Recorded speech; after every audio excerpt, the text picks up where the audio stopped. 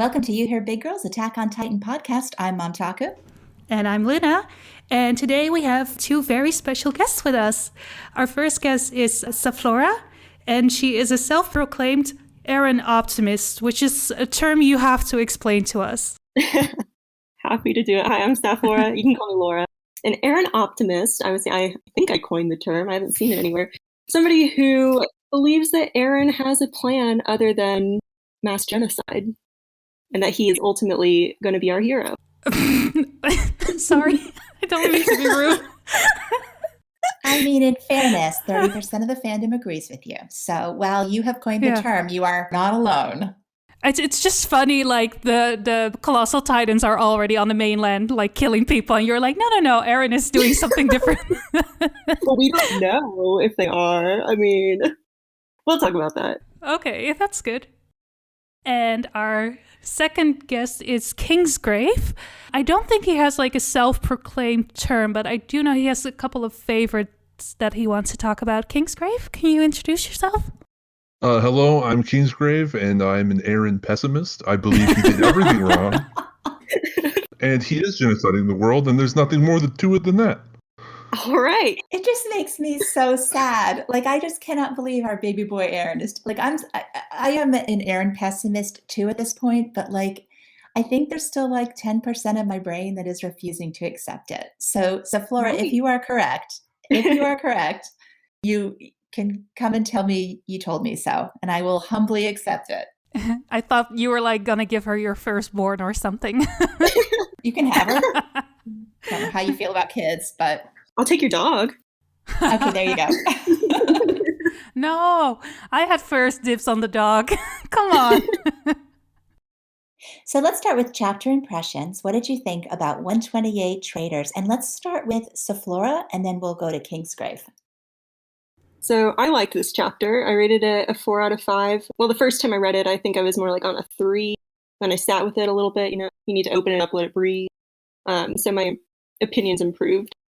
Favorite part, there were a lot of things I liked about it. I really liked Annie's moments. This is the most I've ever liked Annie. The most frustrating part for me, for when I read it and even now, is that we're kind of rehashing some of the same arguments. I was a little bit confused that the 104th, even after all they've been through, is now still having such a problem with doing what they need to do at this point. But I guess we'll probably talk about that more in a little bit. And what about you, Kingsgrave? I rated this chapter a 3 out of 5, but after reading more about it, I think I view it even lower than that. I was half the chapter being devoted to characters I didn't even remember existed or were even alive, and characters I do like Magath, seemingly just, I don't know, reaching his end of his character arc like really, really fast. And also the whole, Titans just happened to cross the ocean without really any explanation onto how they even did that. Luna? I do have some gripes with this chapter, but Reiner was looking at 11 out of 10 this chapter, so this chapter is getting a 5 out of 5 for me. I don't have any complaints. I'm good. How about you? So I eviscerated this chapter on Discord. Like, I was so frustrated for all the reasons Kingsgrave mentioned.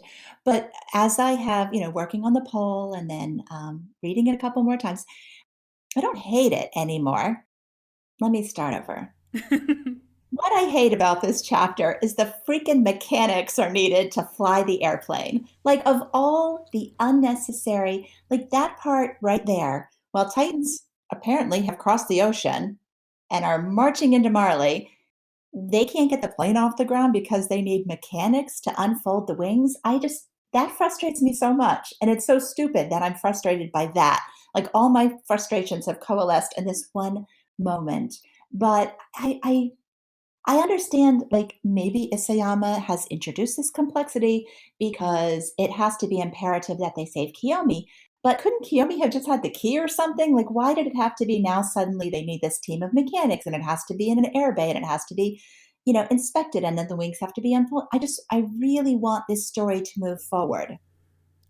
Not that I want it to rush to the ending, but I'm tired of the unnecessary detours. And I think having to save a team of mechanics and service the airplane before it can take off just felt like an unnecessary detour to me. And I know that's stupid, but every time I see that, I just get so irritated.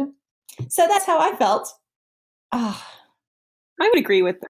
I've seen people talk about a lot of the things in this chapter feeling contrived, like Magath's apology and all the Floch situation, that kind of thing. But the thing that felt the most contrived to me, really the only thing, was the plane. So I feel ya. I'm glad. I'm glad I have like this point to rage about that isn't a character, because I think it's harder when you're angry at like a character development. Yeah. But there were a lot of people who were really angry at the character development this chapter. I think both with Magath and with Floch, which we're also going to get to. But let's start with somebody that I think we all agree on had a really great chapter, and that was Annie. I guess 4 years in a crystal has made her a little more open and maybe introspective than she was when she went into that crystal. Her statements were really interesting to me. And I know, Safflora, you mentioned to me before we started the podcast that you actually selected her as your MVP. I did. I mean, that was a really hard question for me, but I went with Annie because this was the first time that I really enjoyed her. And I think that a lot of her words at the beginning of the chapter kind of helped bookend one of the major themes that came out of this. So all that content was really interesting to me. I mean, she's real and direct and pragmatic, like she's also always been, but this is the most empathy we've seen from her, I think, and the most compassion. So that was an interesting moment for me. I mean, just the part where she's sort of calling the 104th out and saying, okay, that's great that you want to try to do this without hurting anybody, but how are we going to do it? It might be impossible to get you what you want. It might be impossible to reconcile those two goals. That was interesting to me because it echoed Eren's words from years back. And ultimately, I think what this chapter did was vindicate Eren a little bit, at least in that regard. So we might talk about that a little bit more later, whether you agree or not. I'd like to know now. Okay. Okay, so Eren's whole thing for all the years in between the basement and his attack on Liberio, where we don't have time, and like he didn't want to have to hurt people either, I think, but he didn't see a way to reconcile those two things and was getting frustrated with them not being able to make a choice.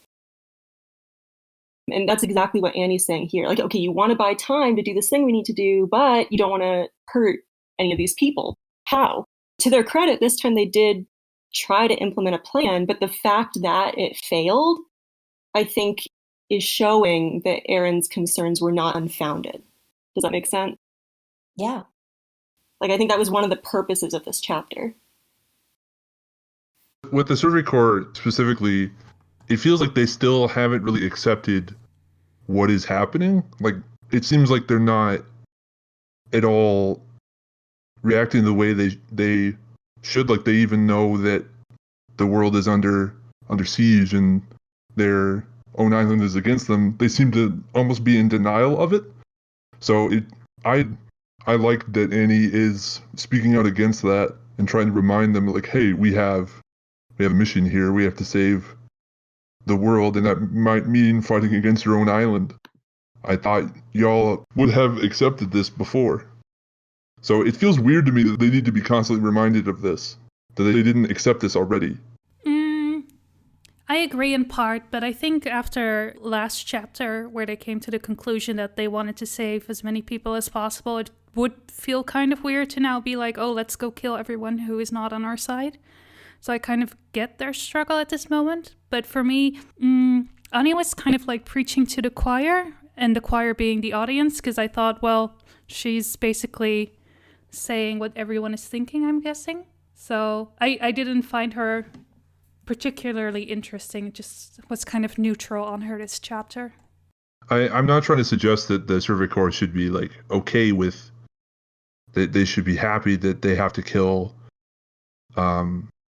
members of their own island or members of their own, like, 104th.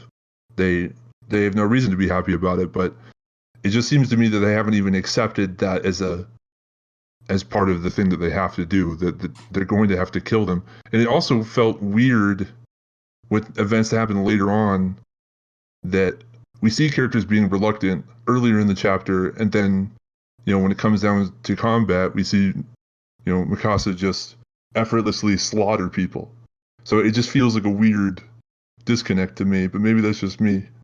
No, I felt it too. I absolutely felt it.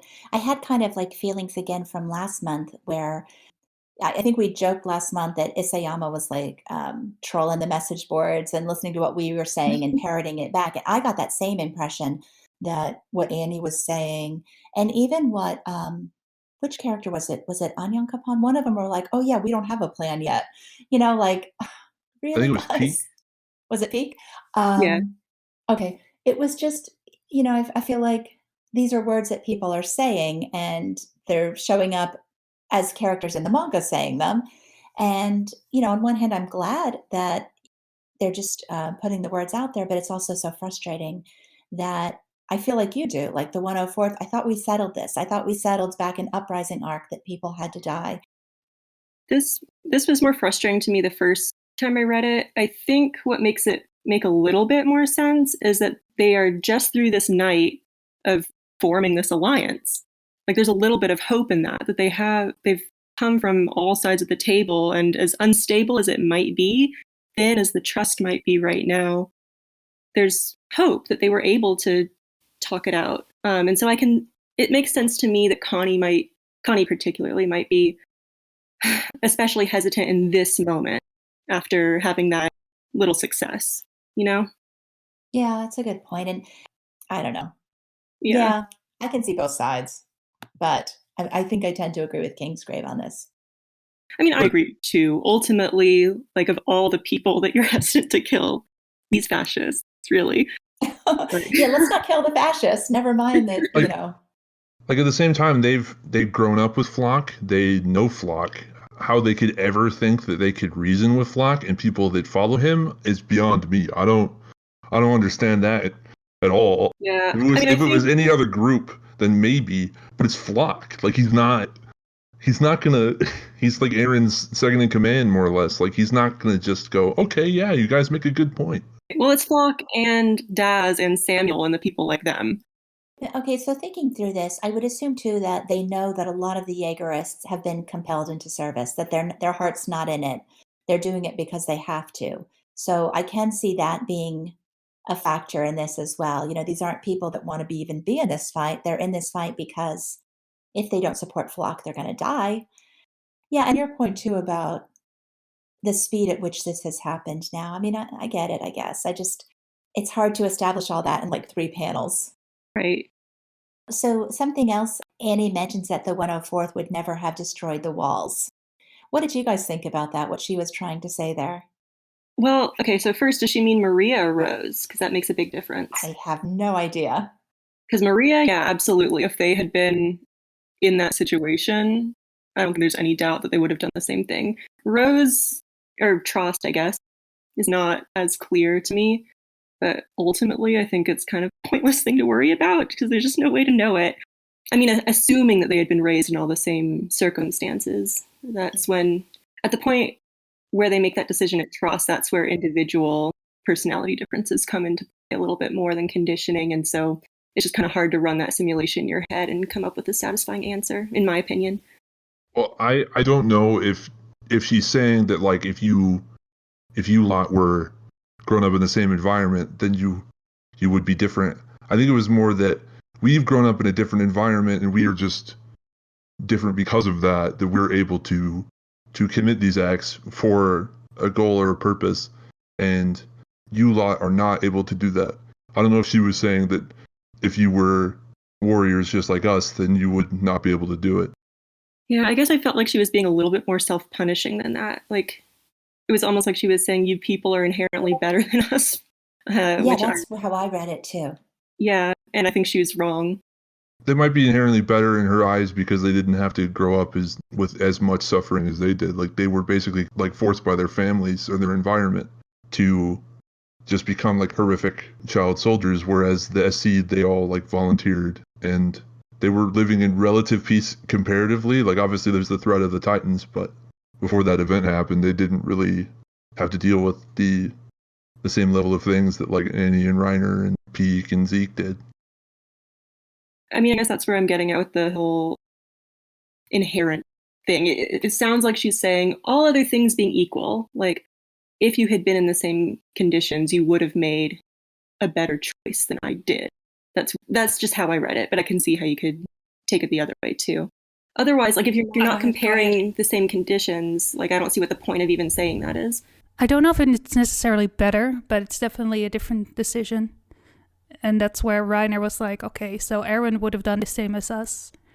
But, you know, these other guys, they wouldn't have, because they don't have it in them, apparently.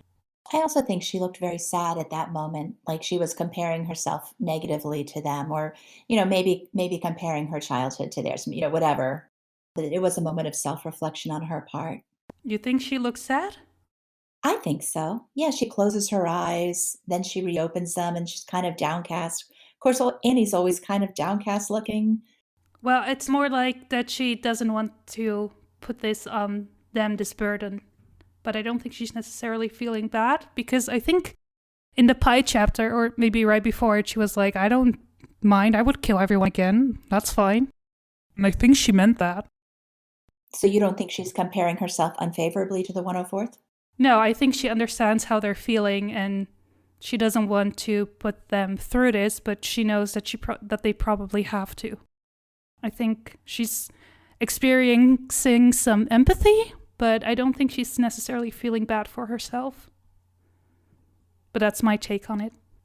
Obviously, it's hard to run the simulation as it was put, but if we could imagine like Connie, John, and Armin in the situation of the Warriors, I don't know if they would have done what like Reiner and Annie did. They probably would have been hesitant like Bertolt. Well, whatever she meant, it certainly was like a light bulb moment for Reiner. And I know we asked this on the poll. We were like, Reiner finally understands what Eren meant when he said, I'm the same as you. What similarity was Eren referring to? And the pie chart this month it's literally like all over the place. Nobody has any idea. Like, there's no consensus as to what Reiner was actually referring to. The option that's actually the highest, with close to 30%, is that Reiner has finally understood that Eren is just a victim of circumstances, much like they were, which I don't think that's not the option I picked. I don't know what you guys picked, but, you know, I thought it was pretty clear that... Yeah. Go ahead, Luna. What do you think? You're the Reiner expert. I mean, well, it's what I just said, right? And I don't think... Well, Annie said we weren't victims, we made a choice, and Eren is also definitely making a choice. So I wouldn't consider them victim of circumstances, or at least that's not how Reiner meant it, at least. I think he meant like, hey, you know, we are capable of doing these things because we have in our minds a greater purpose. You know, they were trying to save the world, and Eren is also trying to save people he cares about, and to them that goal is more important, and they are willing to do whatever it takes. And at least that's what Reiner felt at the time, and I'm sure that's what Eren is feeling right now. But that's not how the others of the 104th feel. They won't go to any means necessary. Did you take the poll this month, Luna? I didn't have time. I'm going to. I was planning on doing it today, but... Well, how would you have answered that question? I think I would have gone with the option that has 18%, so I think it's number 3. Eren is capable of doing horrific things that most people would not. That's my take on it. Okay. I love the option. Who added Eren is as selfish as Reiner? What is this? What is this? Reiner is not selfish. This is from Reiner's perspective. Reiner's allowed to think of himself as selfish, even if you don't think he is, right? Believe it or not, this question, Alina James I guess she's Alina James everywhere. She helped out with these options. So that was all her, which I thought was funny coming from Alina. But I think, all the different perspectives. Then we need to have a conversation. But please continue. What were your guys' thoughts? I guess I've got some thoughts on this. I took it a little bit differently, but I was in the minority, apparently, when I look at the poll results. For me, it was really hard to choose between the first 3 options. They all overlapped a lot, but I think I ultimately went with Eren pushed his friends to commit evil acts, just as Reiner did with Annie and Bertolt. because I went back and looked at chapter, what was it? Was it 100 or 101? Chapter 100, where he says that. And the context of that is that Reiner has just had his breakdown. He's like on the floor and saying, no, it wasn't my environment. It wasn't my history or my conditioning. Like, I wanted to be a hero and I made Annie and Bert do those things. Like, I'm the reason your mother's dead, right? And then Eren says that. And then right after this exchange in 128, Reiner then offers the opportunity to the Survey Corps to bow out and to not have to make that choice. So given all of that context, it seemed to me that the way Reiner was interpreting it was Eren was agreeing with him when he said, it was my fault, I made my friends do this.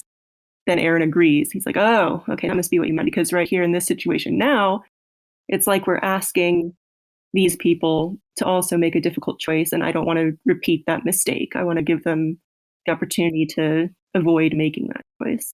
Does that make sense? It does. That's exactly my take on it too. That I also selected that option because I think that's the one that felt the most authentic to me in that moment as well. Well, I can see where you guys are coming from based on the context.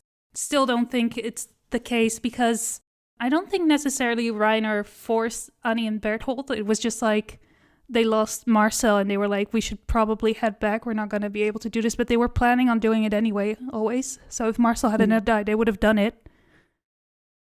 Yeah, I think you might be right. But from Reiner's perspective, like that's how. Yeah, I get it. Yeah, Reiner's so filled with guilt right now. I think that whether it's true or not, I think he definitely feels like he's the one who... Oh yeah, he did. He definitely feels like that's the moment where he should have where they should have turned back, right? And he should have taken all the blame for the mission going wrong. Instead of, now Bert's dead and Annie was in the crystal for 4 years. I'm sure he has guilt about that. However, I do think, like, he recognized, wait, us three, like Reinhold, Bertold, Annie, we were capable of doing things like this. And Eren is capable of, massacring people like we saw in Liberio, and that's what Eren showed him, like, hey, I'm the same as you. I can do what you did to my hometown. I'll do it to yours. And that's when Reiner was like, okay, wait, these people are not like that. My former comrades from the 104 aren't capable of willingly doing that. So, we shouldn't force them to do that. We have to give them the option to bow out of this one. And considering that we are able of, killing people that we feel are necessary for our end goal, let us, get our hands dirty and you just stay here, keep your hands clean. Mm-hmm. So you don't have to deal with, that weight on your conscience. What about you, Kingsgrave? I selected Eren is capable of doing horrific things that most people would not. Now, I do not know if this is the exact interpretation that Reiner had of Eren, but my interpretation of what Eren meant in that conversation was that, he was referring to Kruger. At the time that he said it, we didn't know what he did to his own father in, the rice cave, right? But we later learned that he's just like Kruger in that he can do all sorts of horrible things and force other people to do it. And I think that makes him even more extreme than, or at least in those scenarios, makes Kruger and Eren more extreme than what Reiner and Annie and Bertold did. And that way, I think that's what Eren meant, that he thought Reiner was like that. But I don't even know if Reiner is. And I did like the improvement to Reiner's character where he's letting them choose. They still choose to go with him, but it's nice that he gave him a choice. Mm-hmm. It's a very welcome change for Reiner. So I guess the answer was that while Reiner had the light bulb moment, the fandom didn't. And we still really have no idea what Eren meant or what Reiner is even thinking. The question that we asked was worded specifically, what does Reiner think Eren was referring to? Because even in chapter 128, when Reiner says it, it's a question. It's not, oh, this is what he meant. It's, so that's what he meant? Reiner is still asking a question. So Reiner doesn't really even know yet, but, he has a hunch, I guess. Mm-hmm. So maybe it will be something that's revealed later. It's also possible that we'll never know, that this is supposed to be a situation where both the characters and the audience are just constantly questioning, where did things go wrong? Why did Eren do this? Why did he feel compelled to do this? There has to be a reason, and just people constantly questioning that. Maybe that's Isayama's intent, and he never is going to explain it. I know a lot of people, myself included, would be mad at that, but it is an interesting storytelling way of like the protagonist suddenly becomes an antagonist, and we're struggling to find out exactly why. We still really don't know. We can like piece things together of why he's maybe doing things, but we don't know like his specific reasoning other than, in like 121. Isayama has never been predictable, and he always tried to avoid convention. And so if he was to end this completely open-ended when it comes to Eren's motivation and leave it a matter of forever debate, I could see him doing it. Like, it would not surprise me. I don't know that I would like it. I'd probably hate it. I would keep the conversation going, though. I don't think he's going to do that. I mean, I think we're going to know something about Eren's motivation, whether we find out from him or from someone else. I've got my own ideas on that. But I think this particular line is one where it might not be addressed directly again, but if you go back, I think it's one of, many things in the story where when you go back, it's going to be given new meaning, given how things turn out. So we'll see. It's clear to me that this chapter, especially like almost every bit of this chapter, is just setting up, almost somewhat pushing things aside to set up of like, okay, this is like a training or foreshadowing for when they talk to Eren. Like all these things are happening so that they can realize things about Eren specifically. So I think Reiner will probably bring up, maybe in the same way that he did in Shiganshina, like the second battle, where he doesn't say it, but he's just thinking it, of like, we're nothing alike, or is that what you meant, or just trying to understand why exactly he's doing what he's doing. Or like Mikasa in 123, where she's like wondering like, what is even happening with the rumbling, and what is Eren doing? Like I said, it's possible we'll never know. They probably will talk to him eventually, but I'm not sure what they can even say. I think Reiner is probably the best candidate at this point to like get through to Eren if he's making realizations about his motivation, but I have no idea. I have no idea how they're going to reason with Eren if they can't even reason with like Floch. I think that's something that you brought up, Safflora, when we were talking about how it's become this plot point that they don't even know where Eren is. Like, that they're going to be able to talk to him, that they have this plan, that they need the airship, they think. I mean, it is strange that this has been brought up now. Mm-hmm. I mean, we know for a fact, I think, that they will reach him because we have that final audio where we hear Armin shouting to Eren. So I assume that means they're going to find him. I'm kind of confused about the existence of the final audio too. Like, this is probably just something I don't understand how it works, and somebody can explain this to me. But like, we don't even know who's animating the 4th season. Why do we have a final audio clip? Yeah. Because Isayama thought that would be good to tease us. Just like the final panel. Yeah. We've had so much fun with that. That's just something that Isayama drew. This is like, they had to get people together in a studio and they had to do like sound effects. Like, what? Where? How did that happen?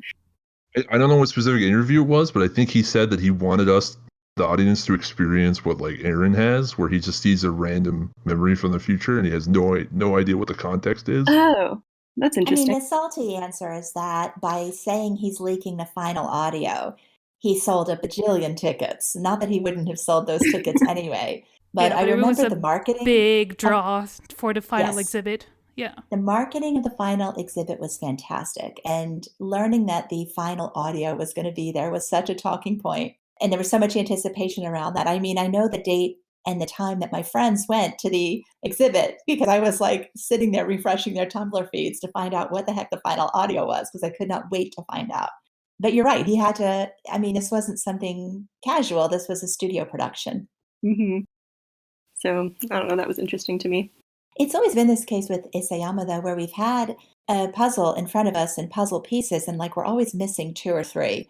And It's just impossible to get the big picture. In this case, he's thrown 2 or 3 pieces at us, and that's it. Like, we don't have the rest. And we've got the final panel, we've got the final audio, and everything that's happened since we've gotten those pieces, we've kind of mentally tried to put them all together, and they're not coming together certainly not the way that I've been thinking. It is so exciting to me to hear you say that this was like an intentional move by Isayama to give us Eren's experience, because that fits in so well with my master theory. You have no idea.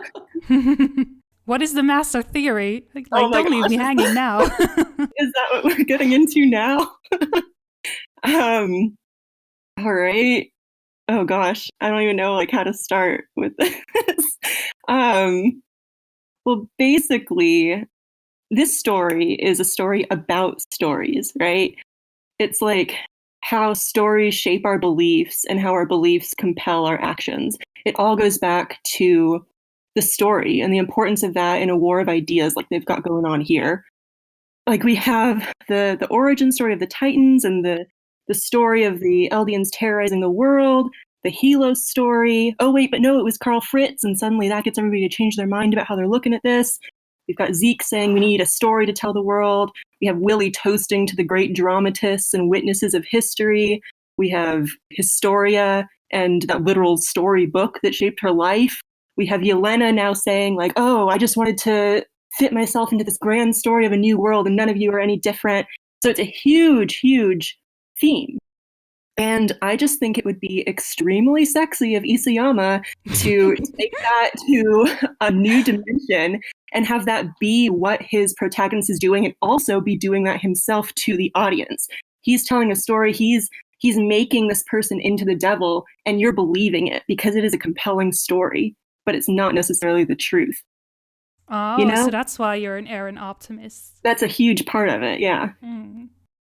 Okay. So you think that Hanji's perspective, that the Titans have already crossed the water and are likely in Marley, you think that Hanji might be wrong about that? She might be. She might be. I mean, for me, this feels very much like the breaching of Wall Rose. That all happened off screen twice, and it never actually happened, right? So, like, we thought that Wall Rose had been breached, the Titans had gotten in. It turned out there was no hole in the wall, right? And this is happening off screen as well. So there's precedent for doubting that.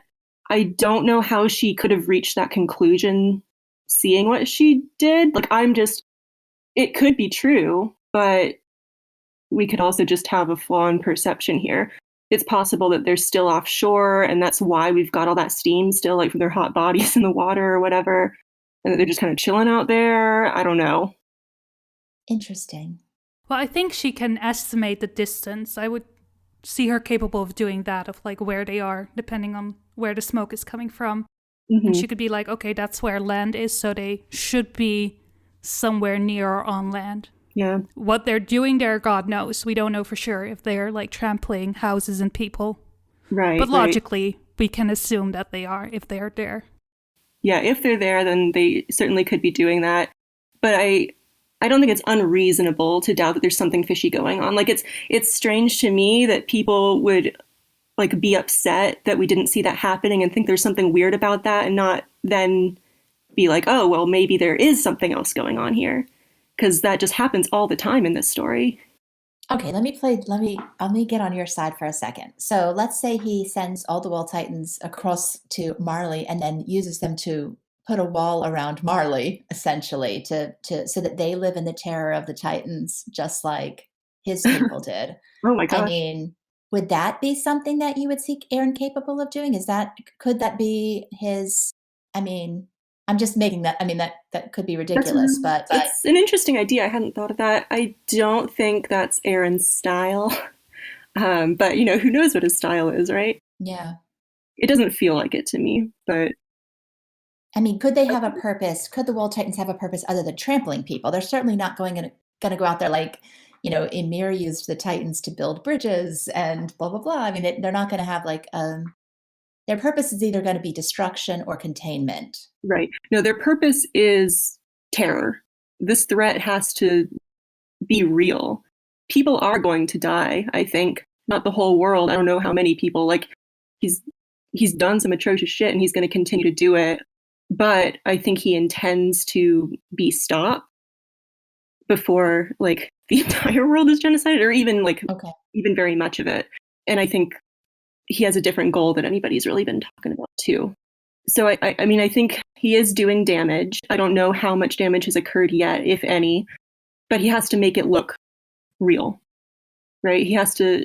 I mean, it is going to be real, but do you understand what I'm saying? I don't know if it's coming across very well. So you think it's just smoke and mirrors going on. I mean, I think there's real destruction that has to happen. But you don't think that it's a global genocide that he's after. You think it's like some sort of a campaign just to absolutely terrify the rest of the world and stop all conflict. No, I mean, why did he announce to everybody that he was doing this? I know you guys asked that question in your 123 podcast and then just kind of let it go as like, oh, it's a silly like villain given his monologue thing. And I was like, no, it is silly. That's what it really is. There was a purpose for broadcasting it to everybody. Everybody has to be aware of this threat that Eren Yeager, is the existential threat to this world. And he has to sell that idea. And he's doing that by becoming this monster and unleashing this terror on the world for real so that they can see it, so that they know that the Eldians aren't lying and that they really are like, this guy's a threat. He's about to end their lives. So that when the Paradisians kill him, it flips the script and shows the world these island devils gave up their only chance of salvation for a world that wanted to destroy them. And that's what Hanji said last chapter to Jean about Magath. You know, we're strange devils. He doesn't understand what to do with this because we want to give up this chance at our salvation. Is that what people call the Lelouch ending, where Eren is actually orchestrating his own death to make his people look like heroes? Well, I think the Lelouch ending is more like he just turned the world, both sides of the world against him to unite them, which is a little bit too simplistic here. This is like, it goes another level beyond that. It's like he's actively trying to make the people of the island look like heroes to the rest of the world. Yeah. No, I mean, it could happen. She's finding it hard to argue with you, Laura. It's not that. It's just that I've never seen Eren as being smart enough to come up. Like, I could see Erwin coming up with that, not to bring Erwin up every single podcast. But please do.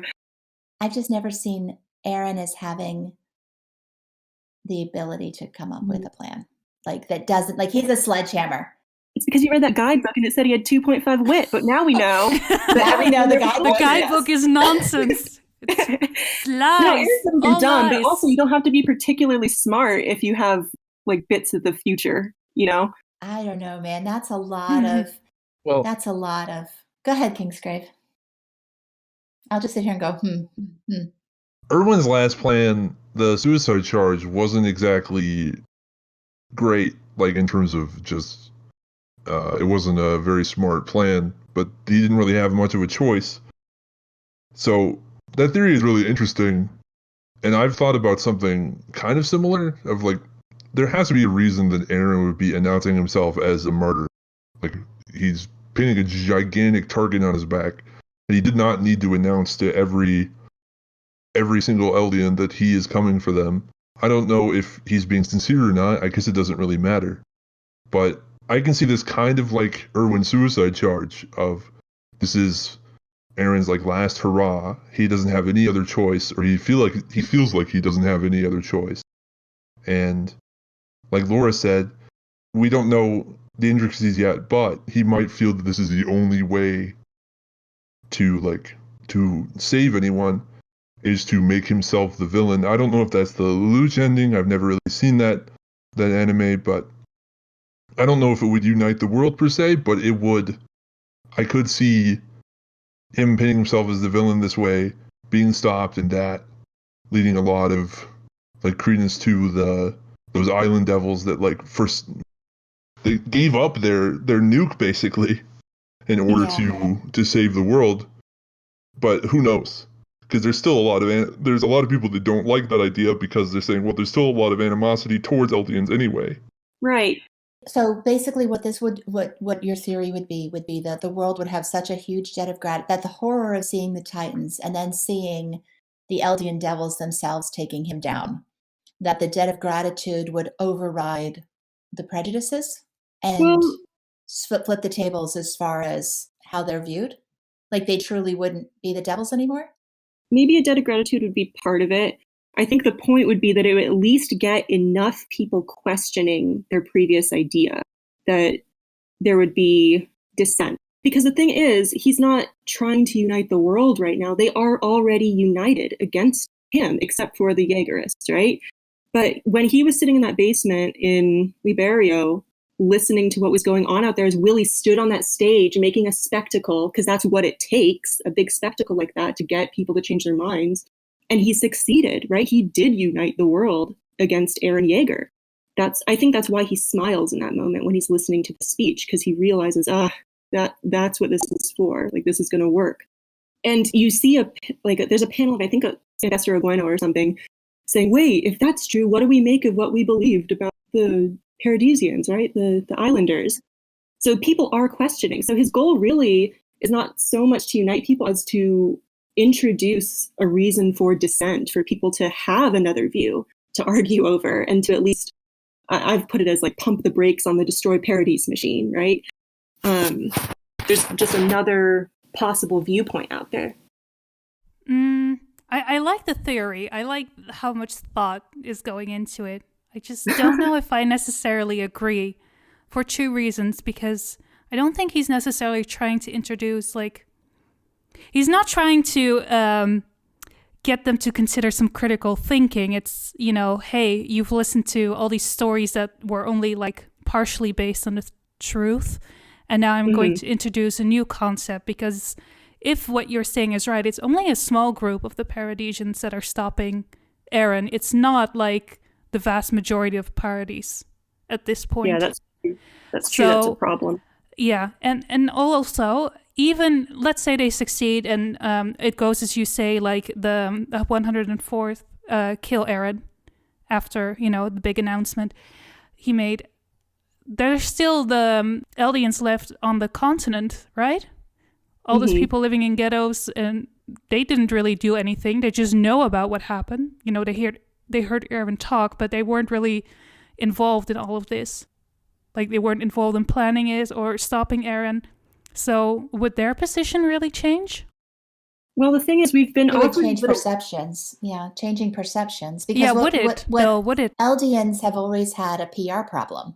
They need another Hellos. They need another Hellos, aka Reiner Braun. They need. There we go. Yeah. I don't think he would appreciate it, but being the hero, because I don't even know if it would necessarily work. But if the new hero of the world defeats Eren and then vouches for the devils on paradise, then this is why maybe Magath it'll has look to the live, other way. because Magath has to vouch for them as well. Magath is going to be I know what last time we did the poll, 40% of people think that Magath has death flags, but I feel like Magath is the one that has to vouch for them if this comes true. He has to be the one. It's their only chance. Yeah. The only way that Paradise could possibly survive after this is they have to have somebody vouch for them. You referred to him as the Douglas MacArthur of the story.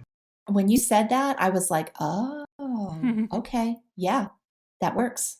Same. He definitely sold me on that when we talked about that. It's also the same people that thought that Kyomi would have a death flag. It's the same reason that Magath can't die. She can't die either. They're more or less he's Marley and she is Hizuru. They are direct representatives in the story of those two gigantic nations.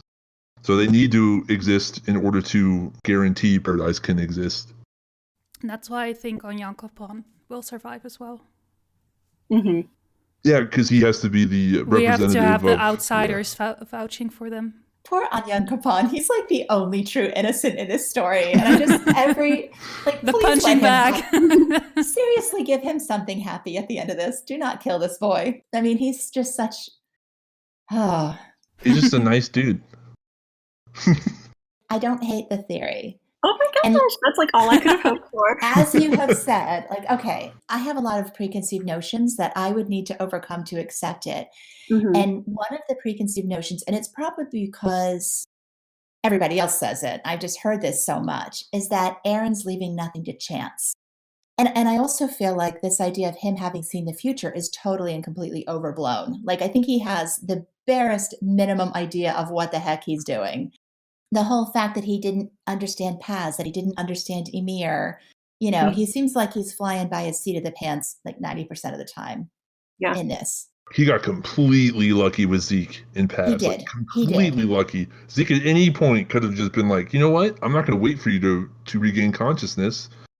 Take away everybody's reproductive abilities. But no, he waited, and he took him down memory lane. Like none of that could have happened otherwise. Like, right, Zeke loved his brother enough to actually want to save him, and yeah, so he had a huge amount of luck, and then he would have to have, I mean, whatever that scenery was that he saw. That I feel like he's gotten kind of a couple of glimpses of an end game, but I kind of agree with the people that said that he's going, he doesn't do anything halfway.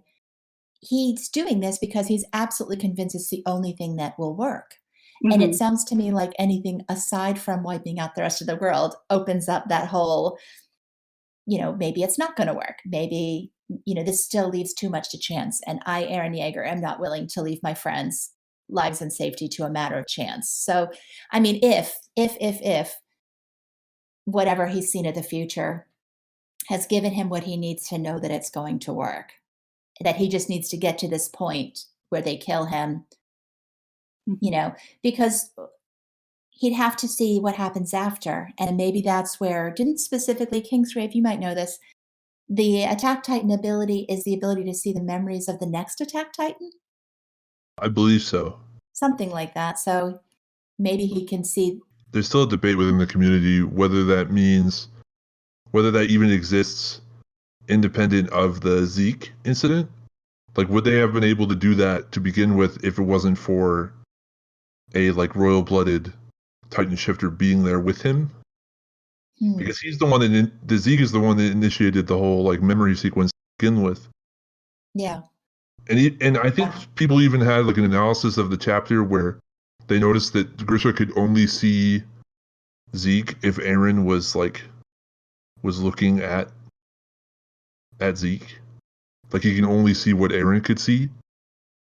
So we still have no real idea to what extent the power even works. Maybe the Attack Titan power is even more complex, and we'll learn something new later.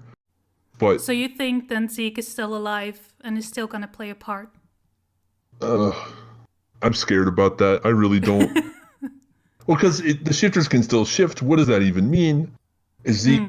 Because the popular theory is some weird eldritch body horror stuff, where Zeke got absorbed into Eren's Titan, or he's being forced to be a path slave.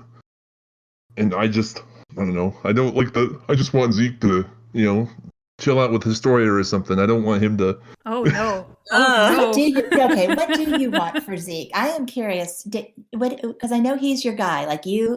Yeah. We've had many conversations about this. What if you could write Zeke's ending or the rest of Zeke's story? What would it be?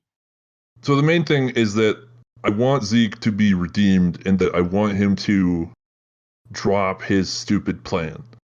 Okay.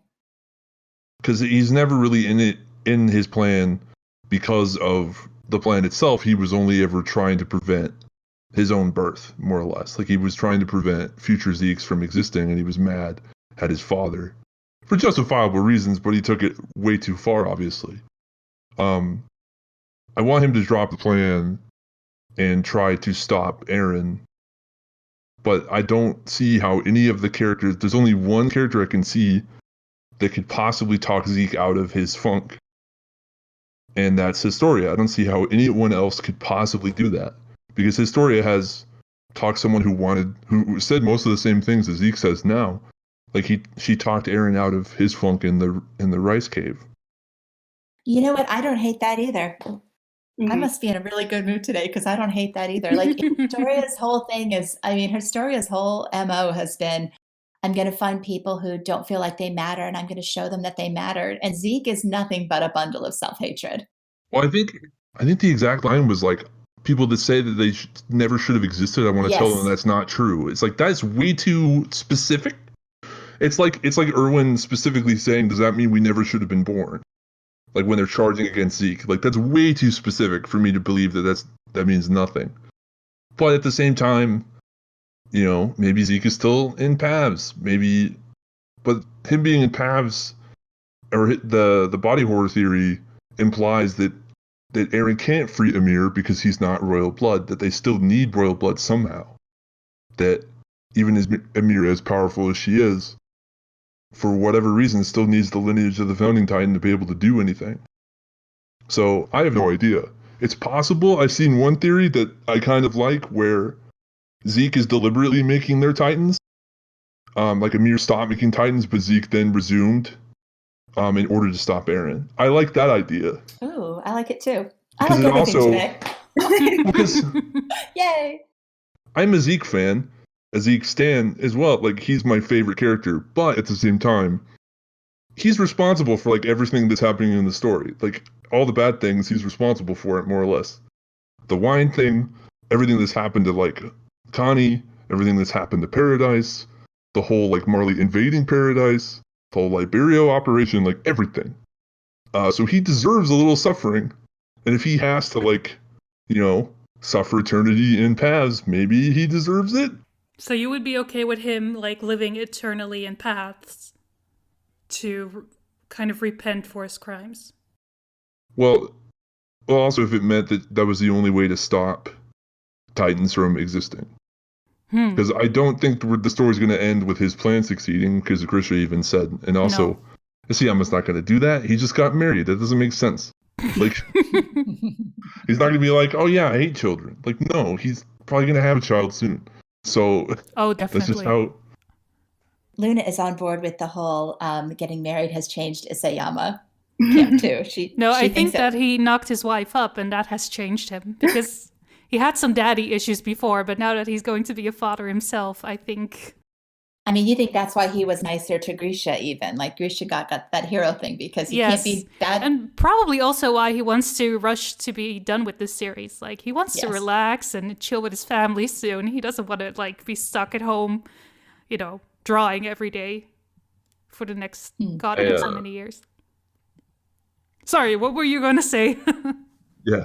I'd be okay with Zeke spending eternity in Pavs if it meant that was the only way to stop Titans from existing.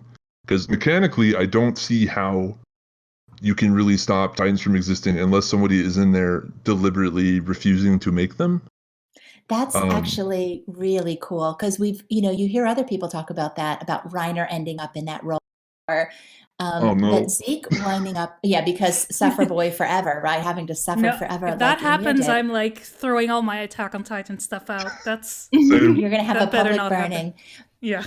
But Zeke choosing that, both in terms of penance and in terms of just ending, he forever is there, kind of in this godlike existence, where he just makes sure it never happens again. I mean, that's interesting. Wow. I think I would like that. He's also been referred to as a god several times. Like I know. Whereas like Eren has been referred to as a devil multiple times. I wonder if Yelena could go with him. They could just chill in paths together and like their own little Valhalla, except they don't do anything but just sit there and not do things. Well, she's not an Eldian, so I think... I know, but he could change her biology, like Titan. No, it doesn't work that way. Okay. Wait a second. Greek mythology now. Let's just. I don't know. Okay, come on. Let's go. Let's go. There was one more. Zeke is able to take. Like, we're talking Persephone and Hades here now. Okay. There was one more bit to that theory that I wanted to talk about, where I wanted the ending to be that for Zeke. But specifically, I'd want the future generations of Eldians to not be able to be capable of becoming Titans, but all the current ones still are able to. Because to me, the story is about like the current generation, or the current and the past generation, causing the problems for the future generation, and they need to like solve those problems so the future generation doesn't have to suffer those same mistakes and the same cycle. And to me, Eldian, the whole Titan powers are kind of a representation of that whole concept of like the past haunting the future, the past haunting the present. They literally cannot escape the sins of the Eldian Empire because they can just be turned into a Titan at any time. So they need to be able to be still turned into Titans to so that the world can accept them for who they are and their past, and so that the future Eldians can be free from that. And that's possibly what Eren saw. Because I still think Zeke is important because, one, he has royal blood, and two, why would Grisha tell him to stop Eren if it didn't work somehow? Like, Grisha probably saw future memories as well. Why would he tell Zeke to stop Eren if it wouldn't work? Right. Or it wouldn't be important somehow. I like it. You like everything. I think I'm so desperate for an ending at this point. I'm just like, Desperate yes, for like that works. social interaction outside of your family. You're just agreeing with everyone. No. I think it's like I want to know where I feel like the story is kind of not spinning wheels because stuff that needs to happen is happening, but it's not happening. I'm not able to. I would be fine with either of those endings. I'm trying to decide now if Kingsgrave's Zeke eventuality could fit in with Safflora's ending. You know, if that could have been part of Eren's grandmaster plan, but I'm still convinced that Eren's operating mostly on luck. So if that turned out the way that it did.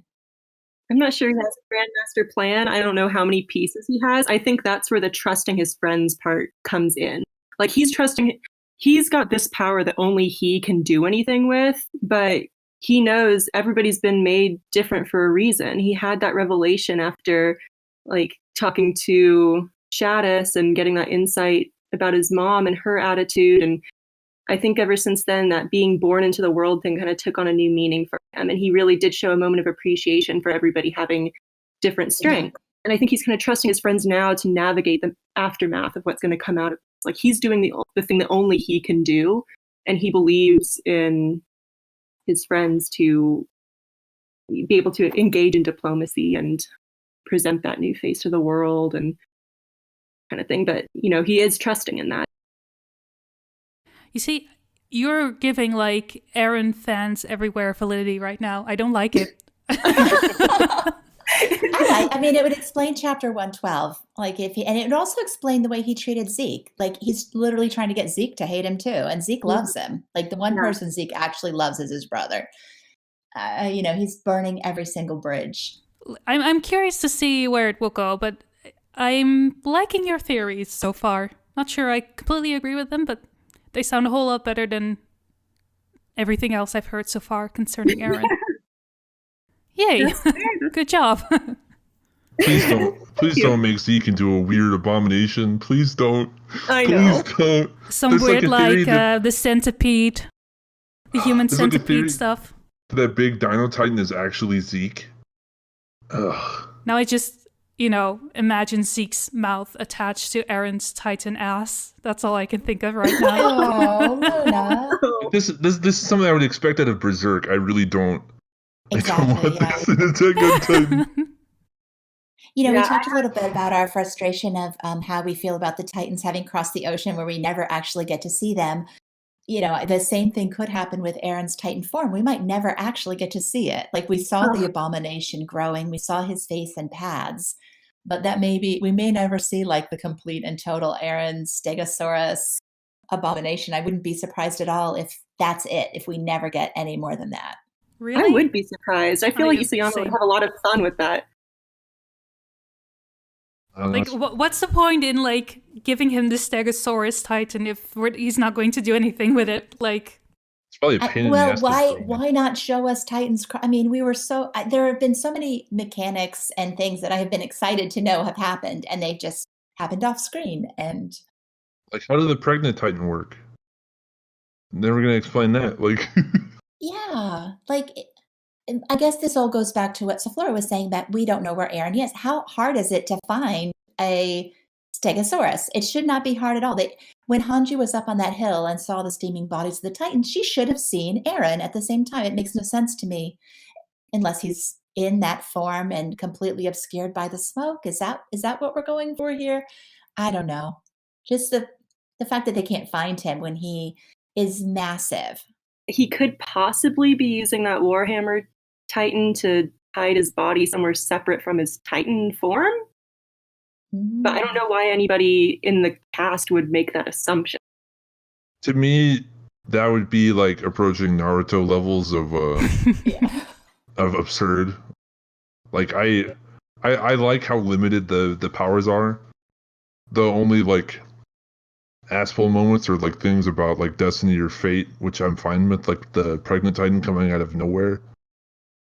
Because he could not die. I like that. It's still like pushing the boundaries of the mechanics, but like I don't know, the theory that like Eren was the one in the window and Eren is just like able to somehow construct himself outside of his Titan. It's just way too far fetched. I mean, it's not like we haven't seen it done. That's what I the know war. that there's a precedent set that there's this umbilical Titan who can be somewhere that her Titan is not. So yeah, there was a precedent set, but how that's going to be used, or if it was just because that was some cool idea he had, I guess that's Like if they want to talk to Eren, they're just gonna somehow magically go to Pav's land, right? So they don't really need to have him like be outside of his dinosaur. except we've got the final audio where he's calling to him from the plane. Yeah. Maybe I don't know. It's weird as well because the same shot of the ocean and the port was at the end of like last chapter, and there wasn't like a giant, very noticeable thing of smoke and steam. But this chapter there clearly was. So I wonder if Isayama was intending to show how they got across the ocean, but then just decided, no, I want onsen. I want my spa. I don't. This will take too long.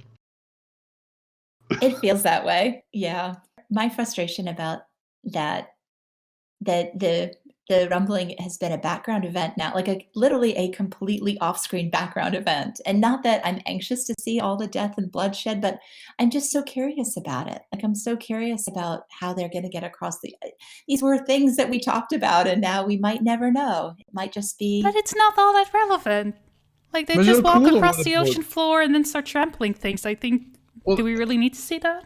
How do they walk across the ocean floor when it's like 50 times the height of them?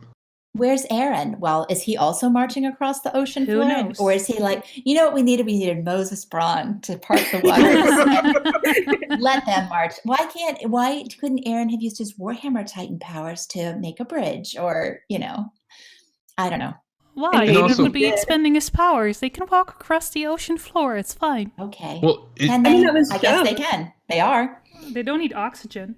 They're not even explaining to us, like, Isayama just completely, here's the in-depth mechanics of how planes work, because suddenly I have an interest in planes, but don't pay attention to how they get across the ocean. Well, that was weird. Like, oh, I need a plot point to stall them and give them a reason, to kill all the Jaegerists so they cannot make a quick escape. Yeah. That's what it felt like to me. But also some of the frustration of the, at least on my part, a lot of the frustration of just brushing aside how they even cross the ocean to begin with, is I thought the whole point of Karl Fritz putting them on an island was to make it difficult for it to be done. I thought that was the whole point. One, difficult for them to be attacked. It's literally just, they can almost see the other landmass from where they're staying. I can see Russia from here, basically. We can find out that they're Olympic swimmers and they don't have to, like, even if it was just like a silly panel of them like doing a full-on like fucking Olympic swim stroke, it would have been something. So we did ask in the poll, Hanji is surprised at the speed at which Titans are moving. What do you think? And 26% Eren can control them and make them move faster or slower as he pleases.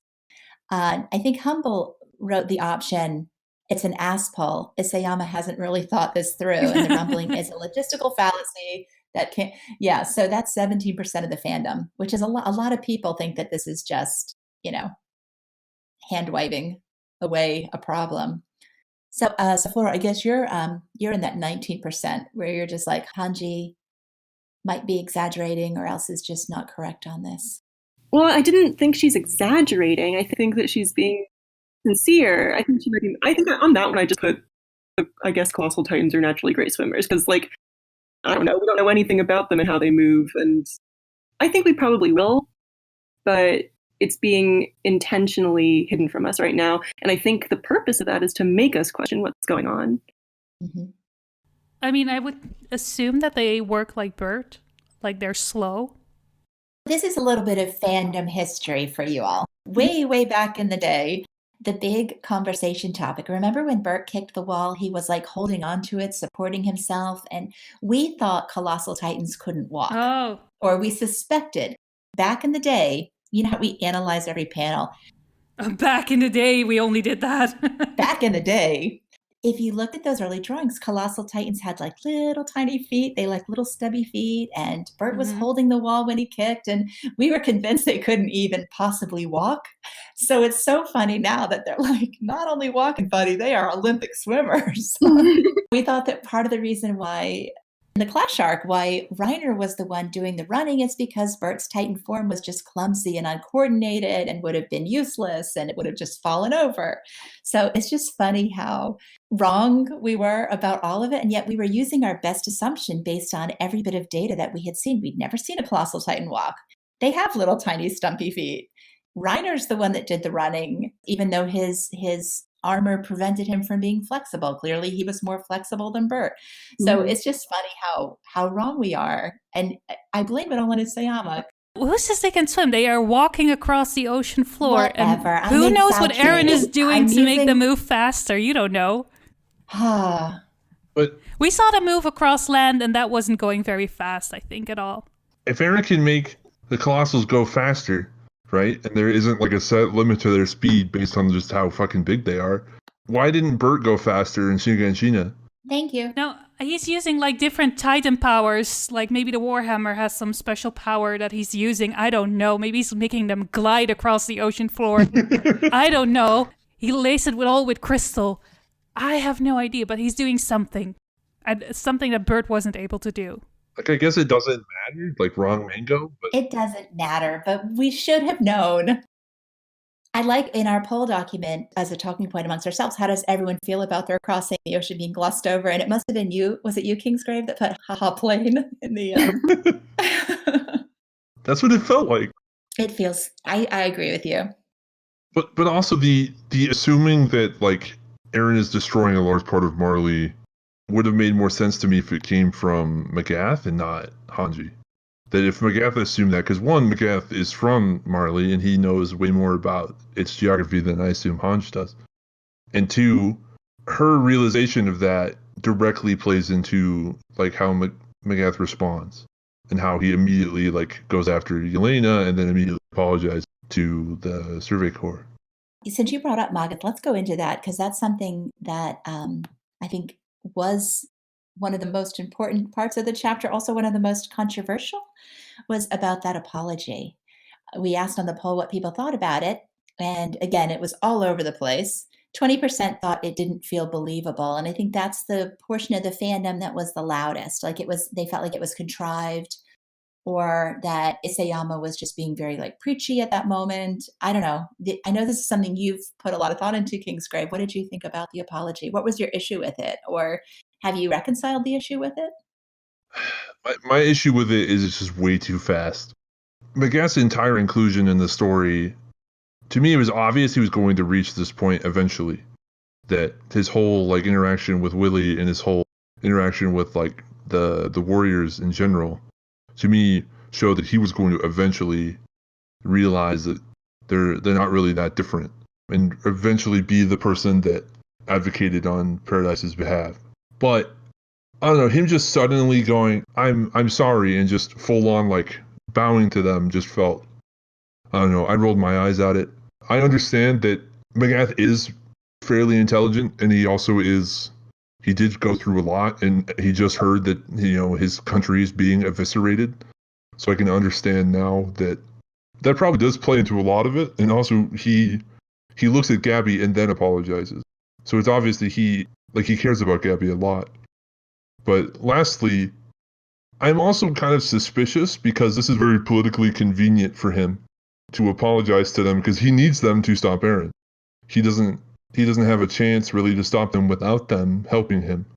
So it's not that he could be lying, but he could just be, you know, playing it up a little bit so that they can get this over with and out of the way and just defeat Eren, because Magath has always been very pragmatic. We had insincere as an option, and that is an option that 10% took, that he's just trying to get them move in as quickly as possible. And the way to do that is to appear to be fully on board. So only 10% picked that insincere. I felt like it was sincere. I'm with you on the fact that it just felt like a lot of stuff was glossed over very quickly. It has been pointed out to me that we don't really know really anything about Magath, like his backstory. Maybe that would make more sense.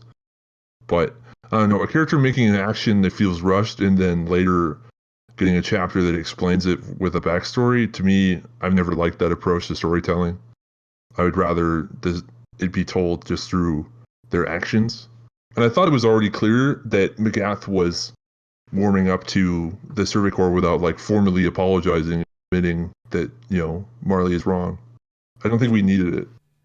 I didn't like that part either. And just because it felt like Isayama's just like force feeding us his morals through Magath this chapter, I'm like, yeah, okay, I get it. Okay, it doesn't have to be this on the nose. There was no need for that, in my opinion. I just interpreted it a little bit differently. It's true we're starting to get a little bit into morality play territory here, but it's not to such an extent that it's bothering me, I guess. Like the moralizing in his apology didn't feel like it was directed at me, the reader. That's just what you say in a proper apology, right? You demonstrate that you understand why what you did was wrong, you express remorse, and you make a statement of intent to do better. So that's just like how you give a solid formal apology. And I think it was heartfelt. And I think those people deserve to hear that from him too. I think it was more for them. But then how do we feel about him then out of nowhere later in the chapter wearing a Survey Corps jacket? That felt complete. I had whiplash when I read that. I was like, what? Yeah, I figured the purpose was just to hide his Marleyan officer uniform. I think they took all the supplies with them, right? So everyone was donning new gear. Except for Anya, who still fit into her old gear. But I understand like the logistical reason of like he had to hide that he was very obviously like in Marley garb, but in Marley military officer uniform. But at the same time, just given that the apology just came out of nowhere, it felt very strange to then, a bunch of pages later in the same chapter for him to suddenly be like, yeah, I'm on Team Survey Corps. I'm on Team Devil. Yeah. And flying the wings of freedom. It just felt way too like, no, I don't think that's what was implied. First of all, it's just like, okay, these are the only uniforms they had with them. And B, like he's now on team let's make a better place for the Eldians, like for the whole humanity. That's what the Survey Corps has always fought for. So. And maybe I'm just more mad at like what his apology said, because it didn't feel like Magath. Like to me, a more like in line with how we've seen Magath talk and how he thinks is if he said that like, because he already had a line, I forget which it was, but when they showed up when he and Peak showed up in Shiganshina for the second battle, he said that they end like 100 years of resentment. So he was already like heading on that direction. So to me, it would have made more sense if he based his apology on the problem with allowing this island to be separate and allowing like this anger to fester so much that it becomes like what Eren is doing. To me, he didn't mention Eren at all, which felt, I don't know. If he had said like, I see now that this is what happens when you discriminate for this long, then I'd been like, okay. But now he's just saying, yeah, I'm sorry. All aliens are good. Like, I don't know. I think he was apologizing for saying the things that he did last night, right? For reiterating the old Marleyan line that he doesn't even actually believe in. Like, you know what I mean? It was just for his actions, his words. He does feel a little bit out of character for me these past couple chapters because, when he reached out his hand to Gabi and then kind of pulled back and was kind of looking at himself like, what am I doing? That was weird to me because he's always been good with the warriors and the cadets.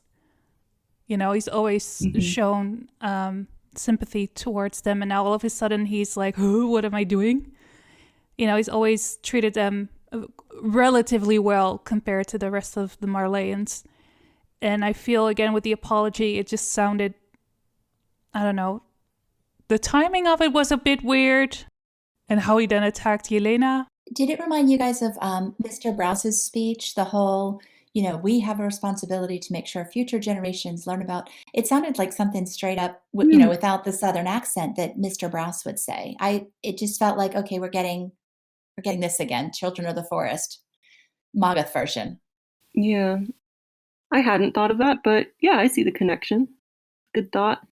That made sense with him because he's a parent and a parent and like a humble like rancher, whereas Magath is like a military man, and he has seen all sorts of and he's also sent like thousands of Eldians to their death without really even seeming to think about it. To think that almost like I figured that he probably has an attachment to Zeke if he has an attachment to Gabby. We haven't heard anything about that at all. He hasn't even mentioned Zeke. Oh no, he has. He wants to blow his brains out at this him. point. Yeah. Oh yeah. He's fucking done with Zeke. He's like, you're not my son anymore. Like, disowning you. It does feel to me, though, it felt a lot like the same realization that Mr. Browse had, and now Magath is saying it, but there's no real basis for Magath to be saying it, so that's why he just conveniently keeps looking at Gabby, because it's, like, close enough, I guess. Yeah. It doesn't quite resonate with me, at least. Yeah, that's fair. I just think if you read through the Marley arc again, it's clear that he's always kind of felt this way. So when people say that the apology seemed insincere, out of character or something, I think the moment that felt most out of character is the one that surprised a lot of people in 127, where he was saying the things that he was saying, and it was surprising because of everything that we had seen from his character up till then. So I think that moment we can excuse as like a moment of insecurity and stress, being in this group of people that he can't quite trust and being defensive. And now he's back to his senses and expressing what he actually thinks. Well, he always got along with the aliens, and especially Willy, but like they also concocted the plan of what was going to happen in Liberia, right? Yeah. They wanted to unite the world against Paradise. So now to have the Paradisian aliens, trying to work together with them, that's a whole new part of the equation that he isn't used to. So these were the people that he was always fighting, and also brought the people that he did care about a lot of pain and anguish. So I guess it's that's where the disconnect is coming from, or came from in 127. Yeah. Maybe I would have found the apology more impactful if, he got like a main character treatment and had just like a very sudden panel of him like remembering Willy, like not just looking at Gabby, but also remembering Willy. The true OTP. I would have liked that. Well, because like him befriending Willy to me was like what he was probably already on the path of realizing the Eldians were not, that it was stupid that they were discriminating against them. Oh, I think he fully realized that at that point already. But I mean, like him becoming Willy, and one of my favorite moments in the entire series, like their conversation in the stagecoach, and their like handshake agreement, like I'm certain they are devils, but we are also devils. To me, it's like, okay, now he's going on the path to realizing that no, they're not devils. You and I, we are the same. Yeah, they had a lot of great moments, didn't they? It's been such a long time, but even the balcony scene where they're talking about Helos, and you got the idea that Magath absolutely supported what Willy was trying to do, and I don't want to say like there was a lot of respect, admiration, a lot of support there. I would have enjoyed that, to see that come back again too. Mm-hmm. So I guess it's another situation where I just feel like, as much as I want this story to wrap up, there's a lot of things that could be explored, and I'm always torn between I want more and I want less. I want less of what I don't want, more of what I do want. I don't know what I want. I know there was a lot of frustration in our Discord about Magath's apology, and just a lot of people in our Discord thought that it was, I think I liked what Angrian said, where, it's at this point where like some of these characters are just becoming the author's puppets rather than actual characters. And sometimes it does feel like that. instead of showing, he's just using them to directly tell the message of the story rather than letting us come to those conclusions, just using maybe these shortcuts to quickly get past something that's maybe a little more complicated. What was it LSJ said? Like the nuance of a whack-a-mole hammer, which is exactly what Isayama does. He just, all right, let me just pull out the hammer and just beat them on the head. And this is what I'm trying to say. Do you get it? Do you understand? Do you understand what the message is? How about now? Here, let me say it 6 times. Exactly. And I think that's a real shame because the story never used to be like that. And it's one of the things I truly appreciated. I wonder if he's going to look back at this last year of him drawing this manga and be like, man, I wish I would have just extended it a little bit longer, would have paid a little bit more time and attention to certain parts instead of like, ugh, I'm done with this. I'm having my quarter life crisis or midlife crisis. I don't know. He'll have more time to think about it when he's in the onsen. I don't think he's done with it. I think he's gotten himself into a predicament and he's doing his best to get out of that predicament. That predicament being a deadline, an actual deadline. So he made some decisions he's paying for now, but I don't think he himself made that deadline. I don't think anyone put it on him. Right. And only afterwards did he realize the impossibility of reaching that. Yeah. I don't think they would have been like, yeah, no, this incredibly successful manga, please stop writing. Yeah, please stop writing it. We don't need money. Who needs more money? Not us, not this business. The constant onsen, though, I realize he's having fun with it, but it's definitely becoming a point now where people are like, dude, you okay? Yeah. Well, it almost feels insulting, like if you're a fan and you've enjoyed it so long and you feel like the author of the story isn't even interested in it anymore. It's like, well, why am I still putting my time and effort and attention to this great story that I followed for such a long time? So you feel like he's lost interest in it? That's how he's coming across. I don't know for sure, but I feel like he's trying.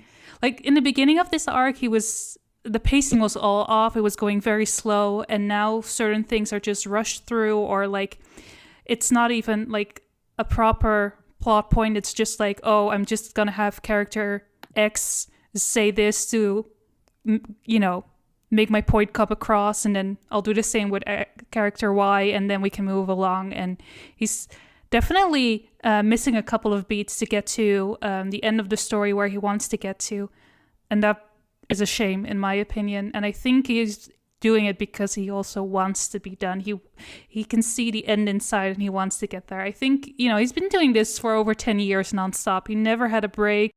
I can understand him being done. I do. But it's just a shame. Like, oh, can you just get a little bit more of that motivation for the last couple of months, please?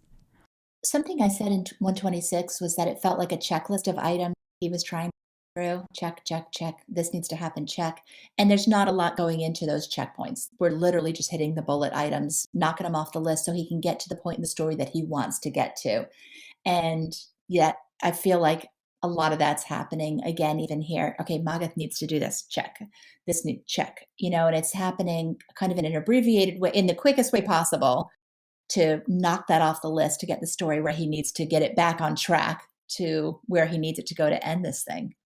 I really hope that once he gets the story to the point where he wants it to be, like when everyone's together again, they face Eren, it's going to be amazing. I hope then, I hope you all get that feeling like, oh, I'm finally here at the end. Okay, now I have to make this the best ending I can. So I hope it will be worth it in the end. Like, we just have to kind of like grin and bear through this, and then it will be worth it. I'm holding out hope. I'm fingers crossed. Same. Those past chapters were like really good, and like outshined like most of the other chapters this arc. So hopefully we get more of that style where he like knows exactly what he wants to do, and he has all the pieces in place. Yeah, I think there are some parts that he's outlined probably in a lot more detail and are going to be clearer, like those chapters were, and these ones in between, they feel a little bit rushed, but I'm not mad about it because I just feel like looking back, it's all going to feel okay as part of the whole. When he gives his chapter comments, though, it would be so much nicer. Like, let's just say that this is like checklist trying to get to the place. If his comment about it was, this was a hard chapter, like he's done this in the past where he said, this is a difficult chapter, or, where he said something about the actual chapter, like, hang with me, guys. I promise, we're getting to the good stuff instead of sauna, sauna, sauna, sauna, sauna. So I think he's having a PR problem right now, too. Yeah. Wasn't it like, oh, I want the onsen so much and I can't even do it because of the virus? Yeah. It was like something like that. That feels even more insulting. Of like, do you even care? At least like show us that you care. Maybe that's his way of caring, right? He's trying to commiserate. He's connecting with the whole. We're all in this together. We're just so sad we can't go to the sauna anymore. That's uniting us all. Especially you Americans. So he put all the boys in there for him. Do we want to talk about the cover now? I think we should do that after the break. Okay, let's take a break. We'll be back in just a few minutes.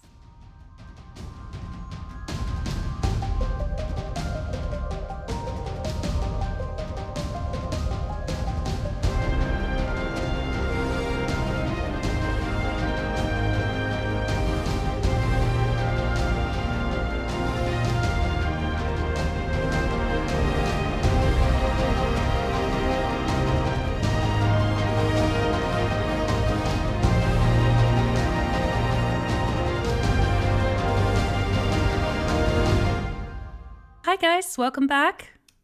It's time to talk about the infamous cover. My frustration...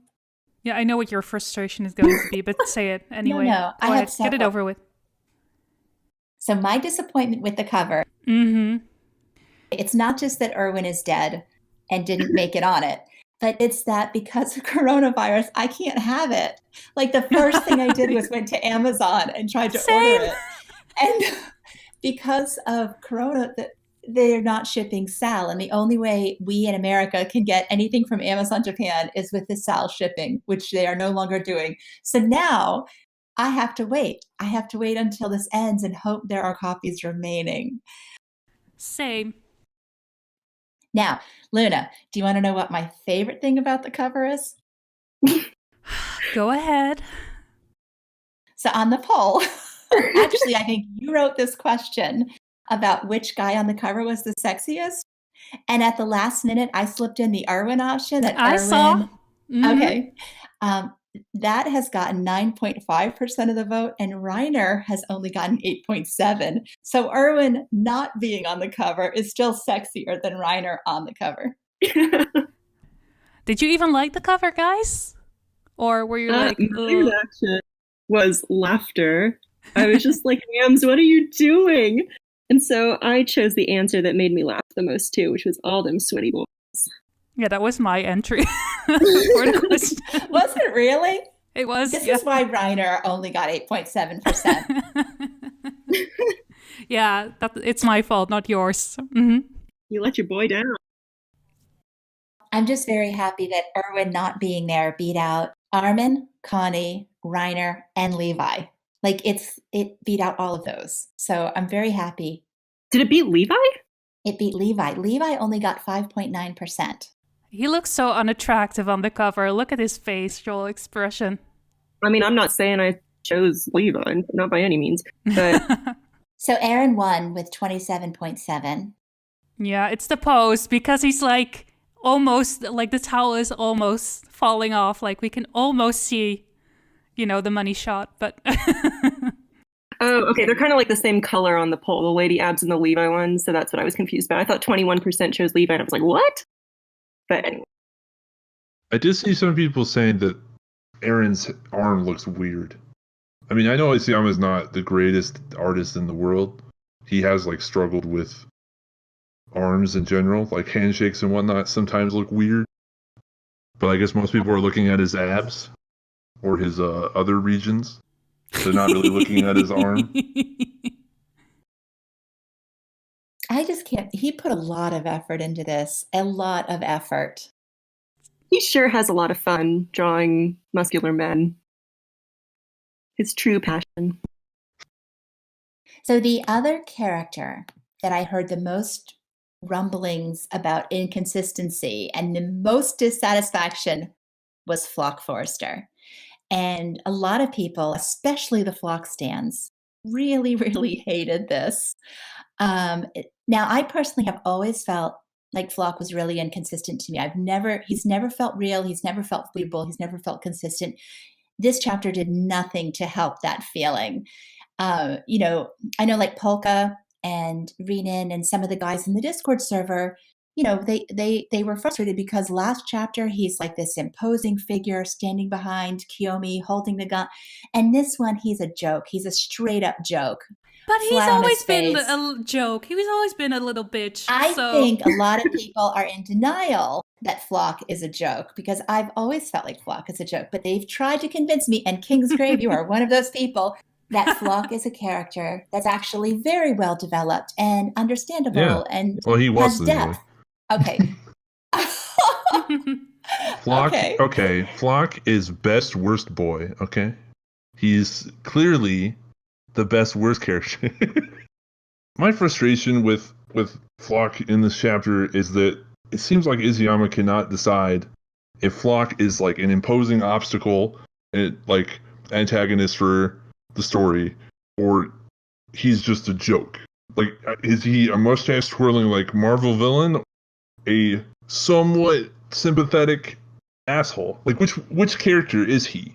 Because I think a lot of the Floch fans like the Floch that seems sort of reluctant, although clearly he's not fully. But he's like conservative and he's nationalist, and a lot of people that are conservative and nationalist, they like Floch for those reasons. So when they see him just treated as like a comedic joke character that he gets unarmed by a middle-aged woman, a lot of people that are Floch fans are frustrated with that because they're like, maybe they feel that their views are being like made fun of. Maybe the character they like is just not being treated seriously and he's comedic relief. It also just feels weird because the story is supposed to be like getting darker in tone, and then you have like a moment like that where it's just like, am I supposed to take this seriously? I think Polka, and I hate speaking for him, but I think even before that, when Kyomi says, well, what is this change that you're so happy about? Like Floch, because that's something that we've argued about, whether or not Floch is having a good time. And like you said, there'd been some talk about people thinking that he was conflicted, that he maybe wasn't enjoying this, maybe he had a little bit of depth to him. And now, again, he's being presented, like you were saying, as the kind of the mustache twirling, getting off on his power trip, killing everybody. And so your feelings of his characterization up to this point, this chapter hurt those? It's been happening for a little while now, but I should probably give some like context in that Floch was one of those characters that I liked him immediately upon him being in the story. Like, he was a character that, because he appears like he's very clearly terrified, and then he has an exchange with Erwin that shows like how he thinks like it doesn't really matter whether I go with the charge or not because I'm going to die anyway. So I was extrapolating that and just assuming that he was always viewing the world like that. And we did get like scenes of that like a few chapters ago where he's like, why resist? Like, why fight against the inevitable? Like, isn't it better just submit rather than die? And he kind of said that this chapter with the like, know your place. That felt in line with Floch. But also like smiling at the idea of like, entire cultures being wiped out. I don't know. It's just that I want Floch to be, because Floch is filling a role in that he is supposed to be the representative of like real world like nationalist movements that happen. Like when you have a revolutionary figure like Erwin, it can lead to people like Floch immediately afterwards because they get inspired to join the force and they don't hold the same ideals and they weren't raised in the same conditions as that same revolutionary was. And especially on like Paradise, like Erwin and all of them died. So it was just Floch. And the SE didn't like uphold or like play off of any of the movement that Erwin did, so that left a vacuum for Floch to do that. So I thought that was the whole point of Floch's character, but now it's just like, oh no, he's evil. He clearly just, like, he's kind of turned into Yelena at this point. Like, Yelena has always been kind of like that, which is fine. But Floch, like, bounces in between that. You know what I mean? And it's just frustrating. I liked what Raiden and Poco both said. Floch no longer felt like a serious obstacle or antagonist. Raiden said that it undermined the tension of the moment to have him, falling so quickly to Kyomi in that way. I actually didn't mind Kyomi taking him down. Like, I could imagine Kiyomi's probably got some moves that we haven't seen yet. It feels a little bit out of nowhere, but even with her introduction with the children, when they spill the drink on her, and she kind of had like an air of mystery about her. So if she's some martial arts expert, I'm all for it. But I appreciated what you said about he does keep bouncing back and forth between these two things, and it's a little jarring. And I said before that I guess it's valid to some people, but I don't like the form of storytelling where, like, you have a surprising event and then you explain it afterwards. So, like, we don't really know that Kyomi has martial arts abilities, but if that's revealed after the fact, and I guess that justifies it. But it in the moment, it looks like he's in his mid-20s, peak military physical condition, and he's being unarmed like that. Like, am I supposed to take him seriously at all? Because of this situation, he got unarmed. It seems like he's like scared or like been like emasculated is what I've seen a lot of Floch fans use. Well, when he's laying there with his face down, he's like, kill her, kill her. He's definitely acting like a coward again. It's not him struggling to get away from her. It's him immediately shouting to people to kill her. So I thought that made him look very weak. Well, he's an admitted coward, and he's obviously like the bully tyrant character, and wimpiness is kind of an essential part of that character. I thought it fit. And it's not impossible for a middle-aged woman to take down a distracted young man. Like, he's got Armin like shouting, mm-hmm. right? He's trying to figure out what's going on. She takes the opportunity. I think if you think that's impossible, you haven't been hanging out with enough badass middle-aged women. Like, I know plenty. Like, that was totally. Well, I don't think it's impossible. It's just it just feels like he's supposed to be the villain, and he's like taken down this easily. And then as soon as he gets out of the building, Reiner and Annie transform. And it basically looks like the fight is over at that point. Like, there's not really much he can do. Mikasa swoops in and like effortlessly kills like his entire squad inside the building, it looks like. I think a lot of people didn't want this to be an easy victory. I wanted it to be over as quickly as possible. Strategically speaking, it was an easy victory, but like mentally, the mental toll it will take. Right. That's a completely different story. I think a lot of Floch fans, they wanted Floch to like directly confront the Survey Corps. And have like an ideological conversation, or? Because I think a lot of people, even Floch fans, like assumed that they weren't going to have an easy time and they probably were not going to win a battle against two experienced shifters when like most of them have not ever fought like mindless titans, let alone a shifter before, even though they have like thunder spears. How experienced are they really? And also people just assume that like they're going to defeat Floch and then move on to Eren. But people wanted Floch to like have a conversation or like argument with the other side. We're probably going to get that next chapter anyway, if like Shadis and whatnot shows up. But if Shadis ends up showing up next chapter, it's going to feel like even more than I already feel that he should have been the one to disarm Floch and not Kyomi. Like, it's cool that Kyomi is doing a badass moment, and I don't doubt that she could do that. It looks cool. But, I don't know, it feels kind of like he's not taking Floch seriously as a character, and he's just using him as a plot device, which I guess he's always been kind of like that, but I don't know. That's the frustration that me and a lot of other like people that like Floch as a character are mad about. And something you said earlier about people who are kind of nationalistic and sympathetic to the cause, hoping that Floch would be portrayed as being reasonable or in some way as being reasonable, have felt sort of betrayed and, betrayed by his character, and then hoping that maybe there is somebody on the Jaegerist side that can be that voice for them, that can make the Jaegerists not look like a total and complete joke. It feels a lot like maybe Daz and Samuel were brought back to be that role, to try to humanize the Jaegerists a little bit, to present them more sympathetically and not quite like the joke that Floch is. So, I don't know, one thought that I had about this There's been some discussion, and Momtaku, I think you've said something about this at some point, how Zeke's plan was not as much about like the well-being of Eldians in the world as it was about his own issues, like his own healing, his own, like his daddy issues and his ego or something like that. And I feel like we could probably say the same thing about Floch. Like, I don't think his actions are actually as much about Eldian supremacy and defending these people as it is about his ego defense or something. It's about his security, right? He's an insecure, weak person, and that's the kind of person who becomes a bully like this. It's believable to me for that reason. But I think a lot of the people who really actually think he's cool instead of like a tryhard, or they're disappointed because like they really did want him to be cool. But you know, that's how people like that get followers. They can't see the weakness underneath the surface. I feel like anyone who supports him at this point, it's a meme. Like nobody could actually support. I think even the most diehard people that wanted to support Floch have now like jumped ship. Mm-hmm.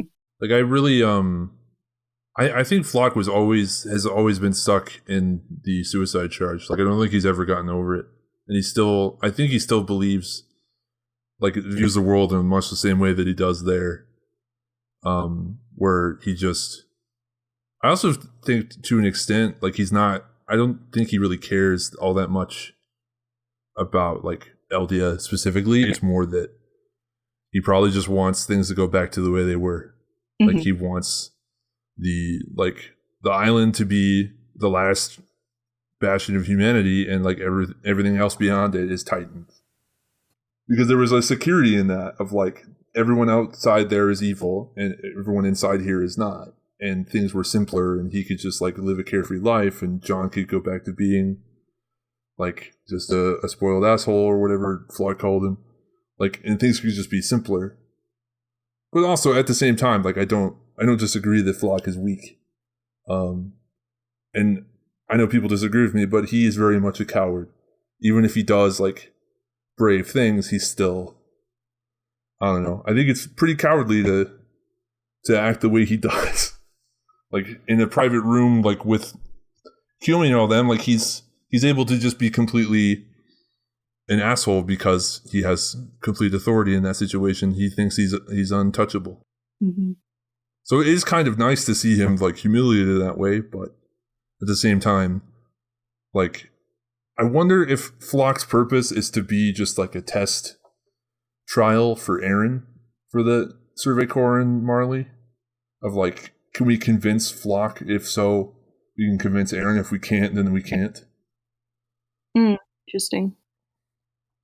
Kind of like Yelena, to me, as a test subject for like if they can even get Zeke to cooperate with them at this moment. But I don't think they can, considering Yelena refuses to work with them even when her arm's broken.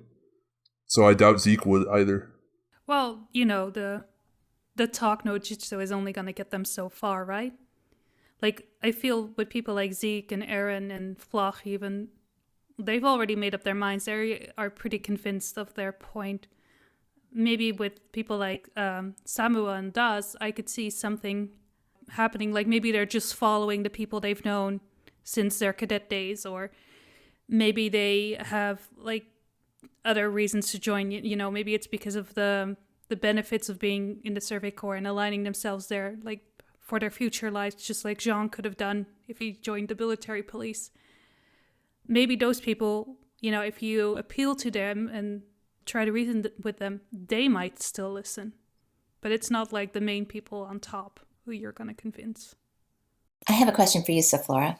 And I asked this of Leslie in his podcast, because Leslie's also not an Eren optimist. He thinks Eren absolutely is bent on destroying the world. But as an Eren optimist, why would Eren have chosen Floch to be his? I mean, is this a mistake? Did Eren make a mistake? Or is there a reason? Is this more of make everybody hate me? I'm going to choose the most despicable person. What did Haunterzz? Haunterzz sent us and asked, please talk about Isayama confirming Floch's motivation as being the slimiest you can get. Yes. Why did Eren chose someone whose motivations are the slimiest you can get to be the person that he has enacting authority on the island? I do not know. He might have just made a mistake. It might have just been who was available to him, like who was willing to take that role. I don't know. Time will tell. I'm sorry, I can't give a better answer. Leslie pointed out that Floch kind of ruins every Eren theory. Floch ruins everything, because you just can't, if you think that Eren is benevolent in any aspect or smart in any aspect, or if you think Eren is anything in any aspect, Floch ruins every theory. He's just like this. So it's got to be a mistake. It has to just be like this huge, horrific mistake that he chose the slimiest person you can get to be in a certain role. And I'm not sure Eren would have anything to do with this, but if we want to go back to that Douglas MacArthur parallel with Magath, his thing, like the way he made things work, and please correct me, Kingsgrave, because I'm a complete novice at this and you know a lot more than I do. But from my cursory research, it looked like the way he made things work in post-war Japan was by making the emperor look good, right? Kind of absolving him of any responsibility for the war and being very intentional about putting all of the blame on military insurrectionists led by Tojo, right? Like it was important to have somebody to pin it on. Yeah. So Floch could serve that role. He could be Tojo. Like I think I will believe Magath's newfound perspective on Eldians if he spares Floch. Not that I think Floch should be spared, but if he can, like, because right now I don't know if Magath completely accepts Eldians or accepts the warriors in the Survey Corps. He might still see the Jaegerists as like irredeemable, not as like because they're Eldians, but because like they clearly like immediately killed the head of state and they like took over the island. Well, in order for Eldia to gain peace in any kind, they have to blame everything on the Jaegerists, whether or not they actually are to blame, because they have to make it seem like the island was taken advantage of by like bad people, and the good people were fighting against them, and it's not like the entire island is made of devils. While the noble queen was out on maternity leave, look what these assholes did. And Historia might even be a Jaegerist, but it won't matter. You hush on that. The story will be that she wasn't. I mean, I'm not going to be happy about it. I still think, like, after she was made queen, she was made irrelevant. She was just like another puppet in someone else's plans. And I don't think that has changed, unfortunately. I'm waiting for the big reveal. Okay, so we need to write down a list of things we're hoping for and, like, do, like... We need to actually do a wager. Like, who had the most things right gets, like, the jackpot. Yes. Who was right is dead. Yeah. Because you're hoping for, like, fake pregnancy, Historia being relevant. Yes. Laura's hoping for Eren to be... a hero. A hero, or, you know, making all the Paradisians favorable again in the eyes of the world. Kingsgrave is hoping for a good ending for Zeke. I'm hoping for Cole to still be alive. Yeah, you're hoping for Colt to still be alive. I think, yeah. If I had to rank those, I think Kingsgrave has the most attainable goal, and you probably should find a new hobby. I mean, I don't think it's a good ending for Zeke. I think it's better than the other ones like, I've read. Not like he's going to end well and happy and, you know, more like good as a satisfying ending. What was that joke you made when I first floated that idea, Momtaku? You said something like he can make like sand mommy and daddy and like get over his problems in the past realm. He could have the childhood that he didn't get. For being a parent, you're awfully mean. No, I don't actively wish ill on any of these characters except maybe Floch. Even Zeke. Really? You've changed your tune. No, you're right. I'm being hypocritical here. I'm lying. If the characters, like, I would not mind a believable redemption arc for Zeke. If Zeke decides, I mean, he still has to deal with the consequences, but I would not be at all upset with any of these characters getting a redemption of any sort. I would be okay with that. Like, I don't want them to necessarily stay where they are. And I don't want Zeke to stay an awful person and die an awful person. I actually really like the idea of him keeping, rather than preventing people from being born, preventing the Titans from coming back. I'd love to see things like that. It would soften my feelings for them. I mean, they'll never be my favorite. I'm never going to buy merchandise of him or anything like that. But I would like to think that, he's not a total monster. Total monsters aren't fun anyway. So if Zeke gets his redemption arc, do you still want Levi to kill him? Wait, that's a good question. I do. No. If like Levi has always been willing to work with Zeke. Always. We have a document of them in the campsite together where Levi held off killing the dude because he's hopeful that he was a better person. So I don't, if that were to happen, I wouldn't want Levi to kill Zeke. No, of course not. I'd still want him to hate him, but not kill him. Yeah, I'd like him to still hate him. Yeah. Okay. It seems like the story is pushing it towards, like, especially with that comment Yelena made, is that it seems like the story is moving towards Levi forgiving Zeke, and that just seems so completely unreasonable and stupid to me. See, I don't think it's moving to that. I also don't think it's moving to that. I'm gonna agree on this one with Momtaku, surprisingly. But then why would Yelena make that comment of, like, you can't take violence from people, and then have, like, that Levi face reaction? I think because she's pushing his buttons. Yeah, it's what Levi does. Like, if he doesn't get his way, he will force his way with violence. So maybe he's, like, looking back at, like, he's also part of, like, the old system that led to all of this happening. So maybe he's looking back at his own actions and seeing his contributions. Also, like, forgiveness is a two-way street. Is it?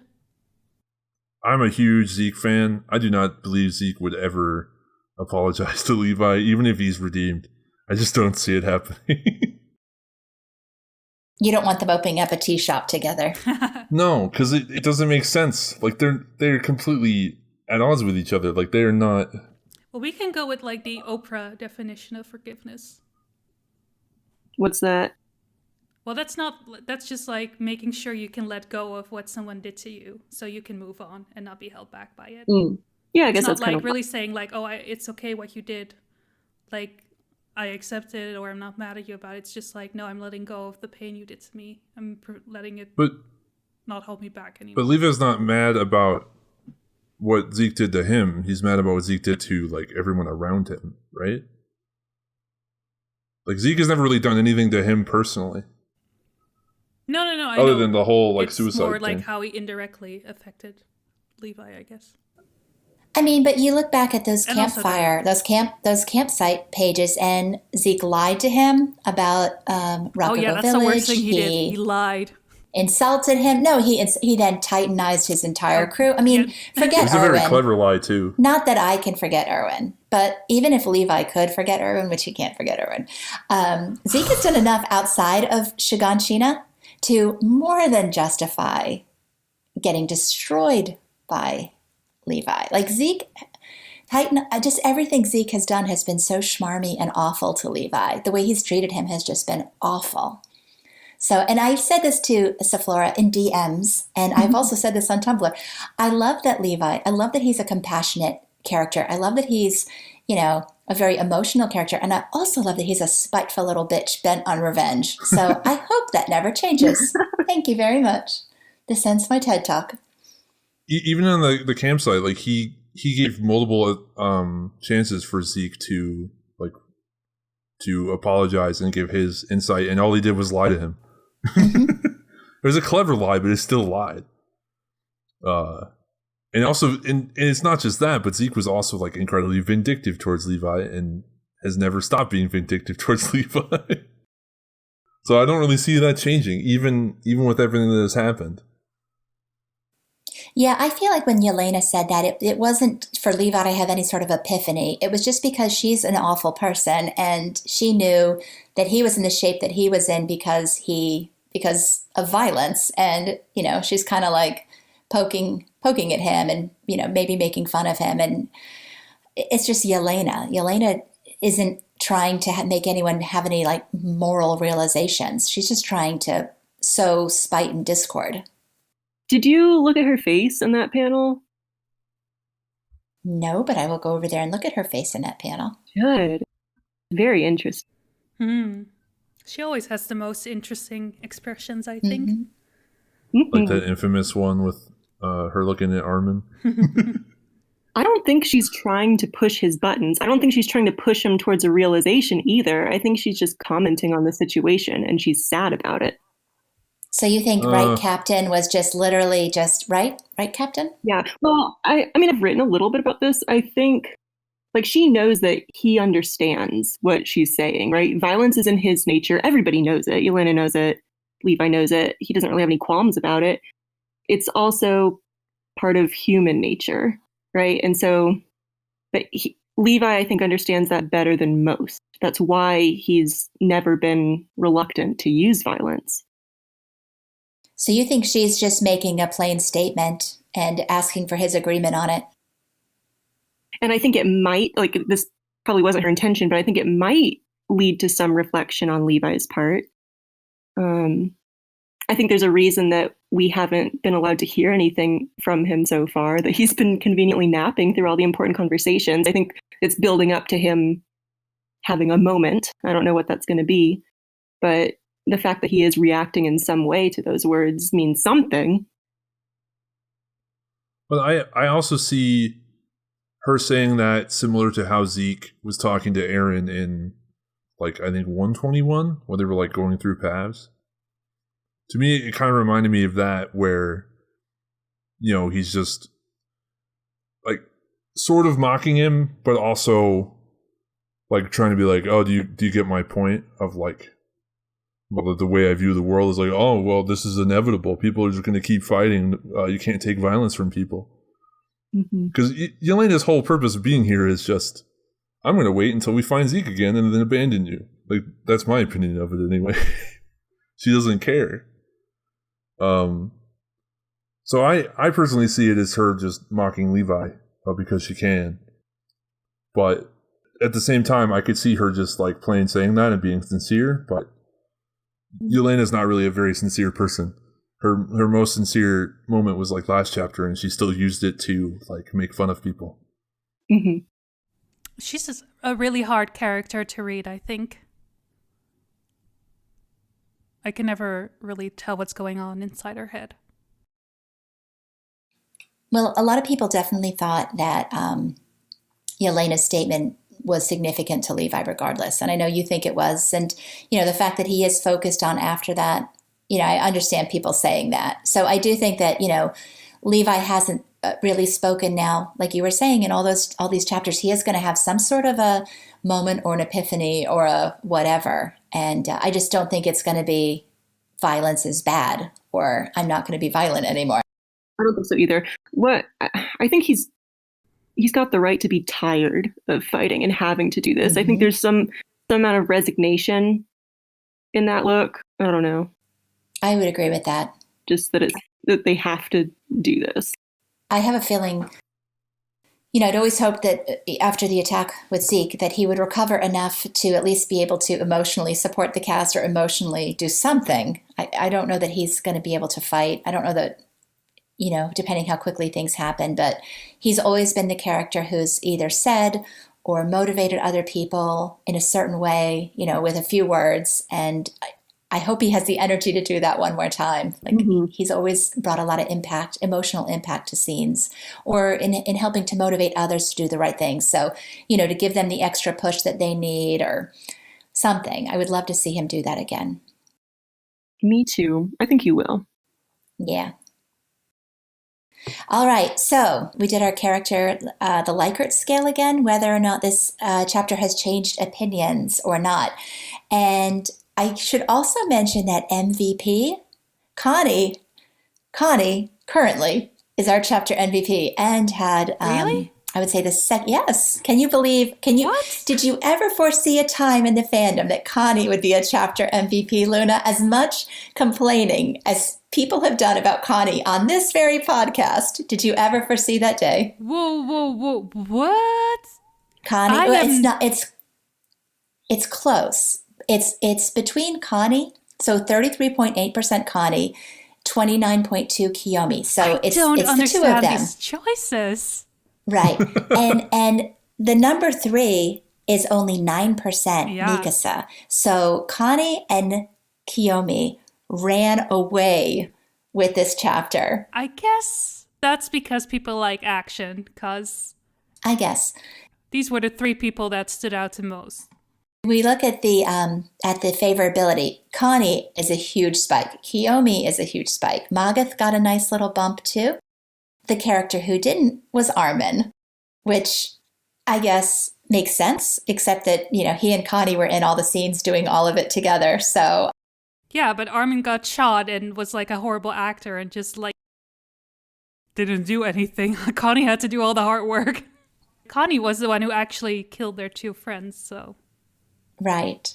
So Connie got our huge surge in the popularity poll. Armin did not because his talk no jutsu once again failed. Anyway, I just kind of wanted to open up to you guys. Any thoughts about Connie this chapter? Or is anybody on the Connie train now that wasn't before? Or any other thoughts about this? My feelings haven't changed. I mean, Connie's always been fine, and he still is. It was a really sad chapter for him. So, I mean, I definitely felt for him. My opinion on his character hasn't changed, but I appreciated his moments. I think this did a whole lot more for his character than the whole Rakago subplot did. Yeah, for sure. So this was a good chapter for him. Did you like it too, Kingsgrave, or were you at least more favorable? I've never liked Connie. Aww. I mean, I liked Connie in 124 and 125 and not in 126. Did anyone like 126? Or at least Connie? in Some people 126? did. Safflora, did you like 126? Because I know you're another one of those people that is very forgiving of the series. You don't complain about it like some of us do. It didn't particularly bother me. Like, I mean, I totally understood people's complaints, but I can't say it really bothered me personally when I was reading it all that much. Not one of the stronger chapters, but I'm not hurt by it. And Connie was fine, like he is. You know, I'm always just happy to wait and see how chapters fit into the whole and what it feels like, backing up a little bit and reading it all together. And I think it's going to be fine once it's all over. Biggest complaint, I guess, was more like character moments, and people wanted more out of those. I wasn't personally like super connected to any of the characters that really took the spotlight in that chapter anyway, so there wasn't like a whole lot of distance for me to be let down, I guess. Yeah, that makes sense. Mm-hmm. I love, I do appreciate, like, because how long have you been involved in the series now? Like a year? Not long. So the first chapter I had to wait for was 119. Which I think was Oh, wow. great. Yeah. So, yeah, and then I got like, the Paths chapters, like 4 chapters in a row that just lit my brain on fire. I was basically useless for 4 months. And so, yeah, it's been a very different experience. And I've got this bird's eye view, like after getting the whole story, like as a bolus, to now this maddening slow drip. But I don't know, I'm still used to just, seeing how things work in the whole. And I've reread it a couple of times, and things that people have complained about in the past, pacing issue wise and that kind of thing, I was really surprised to hear about when I first got into the fandom, because I didn't notice those things at all, because they just kind of get ironed out, I think, when you take it all in at once, or at least it did for me. Like, I remember having to wait a month for 106 and then 107 and then 108. That was really brutal. But I guess people that had to wait for like Uprising chapters, it was even more brutal for them. Apparently it was. Momtaku was there. She's like the fandom dinosaur. I feel so old. You're wise. That's what we call it. That's the problem. No wisdom comes with this. Just pain. Just pain. Like absolute. Yeah, this stupid, I get it. Like, I know we asked in the poll, I think Luna, I think you'd added the question about what people really thought about this arc. Was it better? Was it worse? Was it the same? Yeah. And most people are pretty happy with it. Like the ones shaking their canes at it are definitely the minority. And I do recognize that a lot of that is just, I'm, being just weary after so long of this game every month of read the chapter, think about it, come up with theories, anticipate what's coming next, and then be disappointed because it's not what you thought was going to happen, or it's not the way you thought it was going to happen. And then, wash, rinse, repeat for 6 years. It wears you down after a while. Mm-hmm. I know a lot of my frustration is just like this weird thing between wanting it to hurry up and end, but wanting everything to happen that I want to have happen. So I know some of it's on me. I mean, the pacing has always been not great, and he's always struggled with character focus. He's always been great about setting up the mysteries, but then the reveals sometimes have fallen a little bit flat, and he's always been terrible with villains. The only good villain he's actually made is Kenny Ackerman. And Kenny's, I don't even know that most people would consider him a villain, but I feel like with Rod Reese, with Del Sanis, they've just not been great villains. I mean, he's doing a pretty good job with Eren, I think. He's doing a great job with Eren. Now, because I even feel like Floch hasn't been a great villain. And even Zeke, I think Zeke was supposed to be a villain, and I don't know. He wasn't Return to Shiganshina. I was just about to say, he killed your precious Erwin. Like, he was a very compelling antagonist during that arc, but after that, he was more of a deuteragonist. I loved hating him. He was easy and fun to hate, and now he's no longer easy and fun to hate. Oh, well. She was so mad when she found out about Zeke's childhood, because she couldn't, hate him for no reason at all anymore. She just shifted her hate to his stepfather. Yes, I shifted my hate to his stepfather. No, I told you, I was hoping to care about him. The greatest thing in the world is when you hate somebody and you start...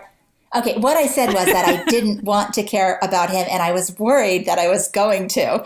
I did not want to care, and I was worried that Isayama was going to do like he does sometimes, where you don't like somebody, and then suddenly he's able to manipulate you into actually caring very much about somebody. And he was not successful in that. That didn't happen. It's not that I'm completely heartless. I do feel bad for what happened to him. And in that sense, he was humanized a little bit, but he still made his decisions and he still had a choice. So it's hard for me to get on the Zeke bandwagon. Like I said before, if he ends up not maybe having a redemption arc, but something to where he at least recognizes what he did was wrong, and then some way to make up for it, I'd be very happy. I'd love for him to be in paths forever, making sure Titans don't get built. I'm on Kinggrave's. I'm on that one now. That's my headcanon now. I love it.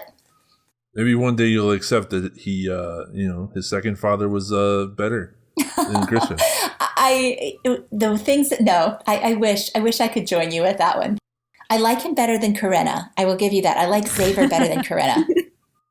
I mean, he had to be a good father because Zeke went from a complete, almost dropout to the number one candidate in the Warrior program. So we'll see. Maybe we'll get a little more Xavier, and we'll both have. I mean, he could be a bad person and still be a good parent in a weird way. Let's be fair. He had a first kid to practice on too. Jesus Christ. Well, that's true. Being the oldest, you're always the messed up one because your parents don't know what they're doing. It's just, we'll throw something at the wall and see what sticks. We'll have more. We'll figure it out with those. They could be the good ones. That's completely true. Okay, let me ask. So, getting back on topic, Safflora, you said that you really enjoyed the emotion of Connie. Momtaku that you thought is not it was the really oldest, well done. so she feels uncomfortable. No, I appreciate the pain of the oldest. I'm glad I'm not the oldest. Okay, you said that you appreciated and you thought the emotion was really well done. You felt for Connie. Did the return of Daz and Samuel do anything for you emotionally? Well, I don't think it was about that. Okay, so I see what was being done there. Mm-hmm. they were obviously making a parallel with Bertolt and that kind of thing. And it didn't have the same impact that moment did, because obviously they don't have the same relationship with Daz and Samuel as they did with Bert. And we saw more of Bert, and some of us, those of us with taste cared about him. Yes, we did. But I don't think that was the job of Daz and Samuel in this chapter, right? They were there to give a moment to Armin and Connie, and I think they did the job, right? So I didn't care so much about them. And yeah, it wasn't as emotionally rich as the thing that it was paralleling, but I don't think this all has to be perfectly analogous. And so it was good enough for me. Does that make sense? Yeah, it does. I quite enjoyed seeing them because I just wondered what happened to them. Yeah, Daz was not one of my favorite characters, so I didn't mind him dying, but I felt really bad about Samuel because I kept wondering what happened to him after Sasha, saved him. Like, was he able to recover? Could he still use his leg? And he's like walking around just fine. And then he dies by Connie's hands, and it's such cruel, twisted fate. And I felt bad. It's like, oh, poor Sasha's legacy. Samuel was declared dead in the guidebook. I don't care right? about the you guidebooks. Know this. I know that, but I don't care about the guidebooks. Which has guidebooks. Isayama's name as the author. It does? Mm-hmm. Guidebooks are notorious for being incorrect, though, and shown in any way. Like, the Dragon Ball Z and the Naruto ones are, like, incredibly inaccurate. So I just assumed that was the case with all the shonen ones. I'm pretty sure they're ghost-written, so even if it's, like, Isayama's name, it's just to sell them. I figured he read through them, or somebody on his team read through them for at least consistency's sake. Yeah. Well, anyway, I feel sad. And I hope it's not like the beginning, because, like, Sasha saved a lot of people. So Samuel, and then, what's her, like, weird neck girl? What's her name again? Weird neck girl? Oh, Kaya. Yeah. So she saved Kaya, and then Gabby. Oh, well, saved her is not really the point, but, like, spared her. I wonder... I hope the kids stay fine. I hope, like, this is not, like, the first domino that just fell over. And that, like, all of Sasha's legacy will vanish. I think that's probably safe, at least. It is really funny that the old guidebook had underneath Thomas, it had saved by Sasha, and then it had deceased. So now they'd have to revise it to saved by Sasha, killed by Connie, which would be kind of funny if they were to do that. Going back to what you were saying about Daz and Samuel, we asked on the poll, how do you feel about them returning after such a long absence? And it's almost like if there was ever a chart that like visualized this, there are three types in a fandom, it's this one, because we have close to a three-way split between people that just didn't even remember who they were or didn't care, another third of the fandom who loved seeing them again and thought it adds some emotion to the scene, and then 23% who are just like salty about it because they want somebody important to die and Isayama's bringing them back just to have somebody to kill. So it really does feel like, the three faces of fandom in this one question, I think. Dumb and Dumber. Mm-hmm. How did you feel about it, Kingsgrave? I don't even remember who they were, to be honest, other than Daz, because it's a meme. People just go like, "Ha, best character," like some random guy that Isayama like jokingly said is like him. Like I don't know. But in terms of the actual moment, I thought it was interesting. It's just that I just didn't want to really see it. Like it felt like it took way too many panels and way too many pages, and I'd rather see like the conflict with Floch or the conflict with Floch's squad, because I thought it was more indicative of like what the chapter was trying to say in general, not the chapter, but the arc, in that like you have to fight your old comrades if they're wrong. I guess the Daz and Samuel thing is kind of like that, but I don't know. I didn't even remember who they were, so it wasn't really moving to me. It was just moving in that like Connie had to kill people. I don't really remember the last time Connie killed anybody. Armin getting shot, I mean, that looked like it hurt, but also he's a Titan, so I don't really feel a whole lot of like, oh no, you know what I mean? Yeah, Isayama keeps doing this, like, oh, Armin is going to die. Be afraid, readers. And you're just like, no, he's not. Like, what are you trying to fool? Yeah, the only reason I remember Samuel is because I clearly remember Sasha calling out his name, but I had no idea what he looked like. So when I first saw a panel of him, I was like, who the hell is this? And also because I love his name, because his full name is like Samuel L. Jackson. Yeah. Or Samuel Link Jackson. Wow, really? Yeah. Samuel Link, it's hyphenated, Link Jackson. Samuel L. Jackson. Do you feel like this was an attempt to like give another voice to the Jaegerists, to show like reasonable people can also be Jaegerists, that Jaegerists are just like us? I did think of Leslie when I read that part of like, that's exactly what he wanted in that episode, right? I don't know if it's exactly what he wanted. What he wanted was somebody to identify some amount of hypocrisy or like some drawback in their ideology. Well, the thing is, it was like all stereotypical ha ha ha villain style kind of in that particular chapter. So he's like, he wants a nuance. He wants to see, you know. Well, he was talking about that with the scene with like Floch about to execute the volunteers, right? Yeah, yeah. And when Onyankopon was, you know, calling everybody out and saying like, how can you be okay with this indiscriminate murder? Don't you see like what you're doing and the irony of this? He wanted somebody to recognize, oh, he's got a point, but then feel like they still need to do what they're doing. You know, he wanted to see some kind, like a little bit of nuance there, I think. And I don't think we got that from this moment, but I think it intended to humanize the individuals in this organization a little bit. Daz and Samuel, I mean. Yeah, so it's not only like the people like Floch and the people who are like, you know, celebrating, yeah, we're going to genocide the world. It's just, right. You know, it can be anyone. Like one positive of it is that it just showed that the people that were, I guess they were like, Daz and Samuel never deviated from the original mission, the original like view of the world, and that like our island good, everything outside is trying to kill us. So of course we're going to defend our island. I like that because it shows that, you know, because when we only get Floch's perspective, it makes it seem like Floch is the one that everybody agrees with him and they have like some grandiose villainous or racist view, and it's really just like, no, they're just trying to survive and they can't really afford to think about it all that much. Mm-hmm. And if you think about it, only the people who survived the return to Shiganshina arc, minus Floch then, were the people to travel to Marley and see what life on the other side was like.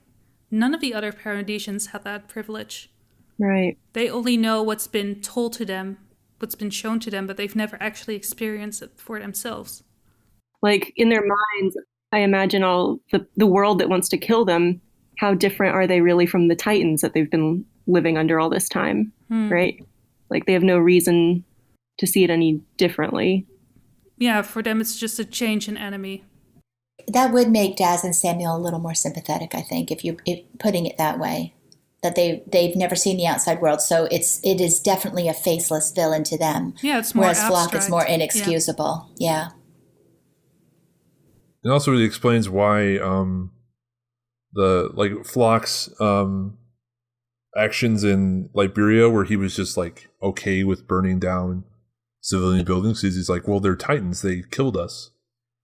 No, he's just a bitch there. A little bit. Well, I mean, I mean that's probably representative in general of like they don't see them as any different than like what they've been fighting before. So I can see that's why some people probably think that Erwin would support the rumbling, but Erwin is never that simple-minded. Right. Erwin would probably be obsessed with learning all the world cultures and languages and geography to an obsessive degree. I feel like the Jaegerists in general are more like the us versus them mentality, which will continue on. Even let's say that Eren is genociding the world. Like Yelena has a point. Like they're just, and also Kyomi. Like they are going to create a divide within their own people on Paradise. It's a never-ending cycle. Erwin was right.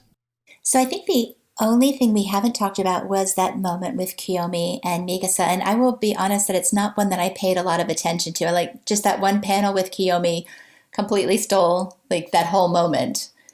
I have heard other people talking about Mikasa's maybe family feelings towards Kyomi, that she actually seemed to be concerned for her, like beyond just being a human being in need of protection, but that maybe Mikasa is feeling maybe a little more of that bond now of her own background with this person. Did you all pick up on any of that? I did not. How about you guys? Yeah, I didn't pay a ton of attention to that part. Like, I just see it more as Mikasa being Mikasa, where she's just trying to save people while also like indiscriminately killing people that are against her without thinking about it. And was it just me, or did she look a whole lot like Levi?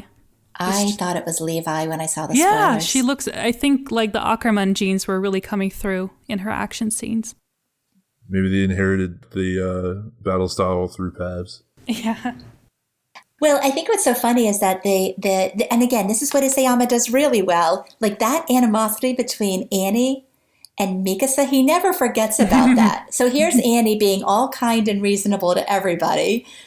But the minute Mika says, oh, well, the Azumabito are going to get hurt, Annie uses that as an opportunity to be like, wait, you call them relatives, they attacked my homeland. And then it was Peak that had to jump in and say, Annie, calm down. This is actually a real problem.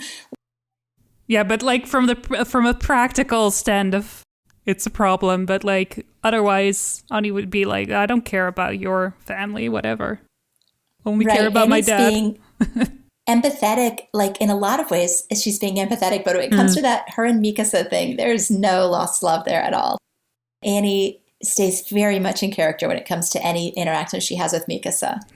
I like it. I'm not complaining. Yeah. My only complaint about Annie is I want her hair back up, because sometimes it looks like Historia, and it really bothers me that her hair is down. Oh, I like it. I like that. That's like her glow up from the 4 years. Like that's her only way to look different. Like there's before the time skip and after she has her hair down. I think it's to make her look older. Maybe on the poll we should do a hair up or hair down for Annie and see what people prefer. I mean, I assume it's just to make her look older, right? She's not supposed to be older, though. She's supposed to be stuck in time. But also, she's older, like, emotionally. Mm-hmm. So it's probably to signify that she is, like, she maybe hasn't aged physically, but she's aged emotionally because she was hearing everything. Well, and now she resembles her Titan form more. So yeah, it doesn't matter because, like, we all know that she's a female Titan now. I still think it would have been really cool if she looked like she'd come out of a time capsule, looked just like with the hair up. And I guess it could have gone either way.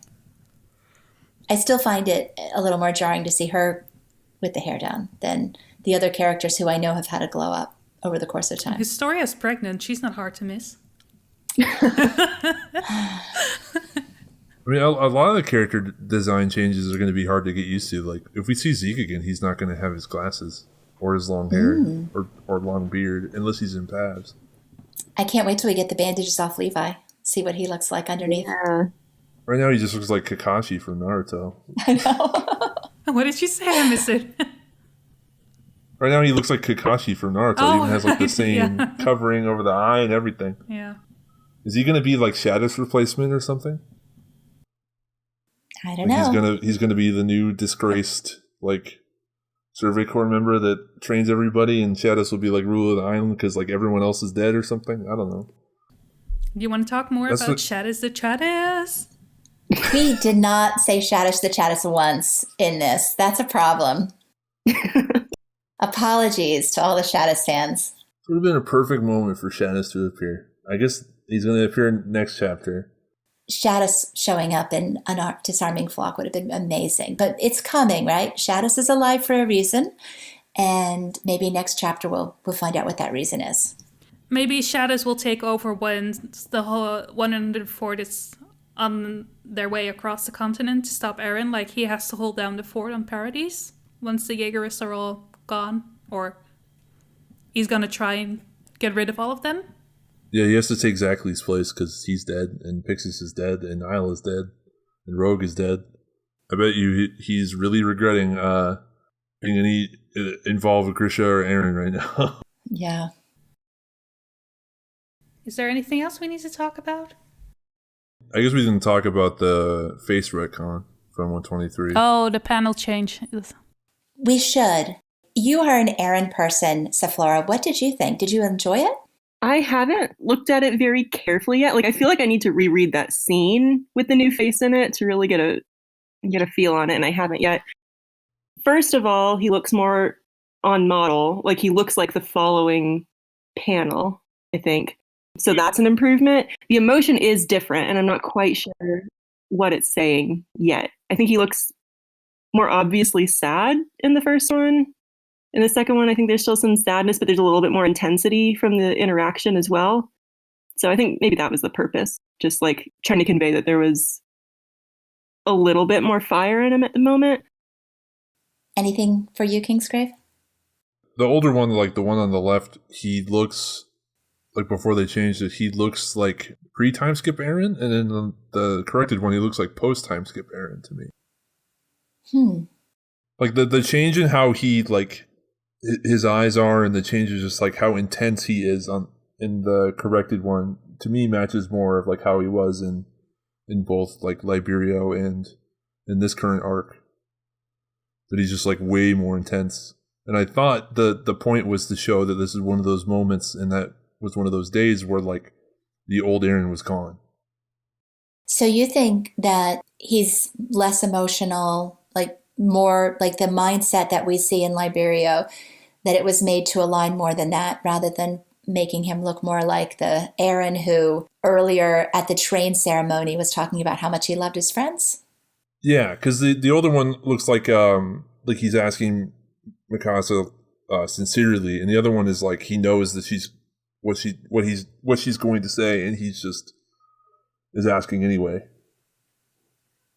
Like, it seems a lot more intense and calculated on that part, because as we know, the broader context is that, you know, since he'd learned of the future from like kissing Historia's hand, he was just like constantly fighting against the future and trying to like fight against it as much as he possibly could, try to figure out how to change it, and then he just eventually realized he can't.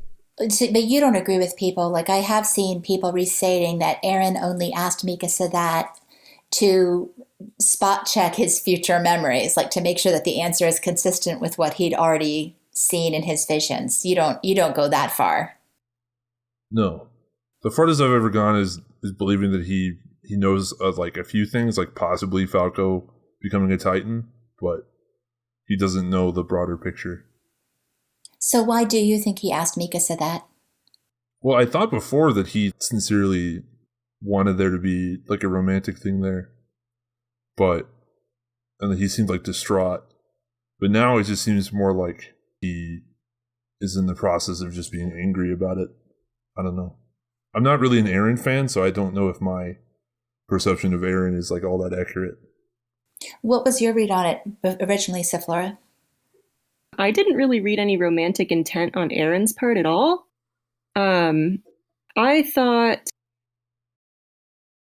it had something to do with her Ackerman blood, right? I think he was worried that he had like somehow enslaved her or something.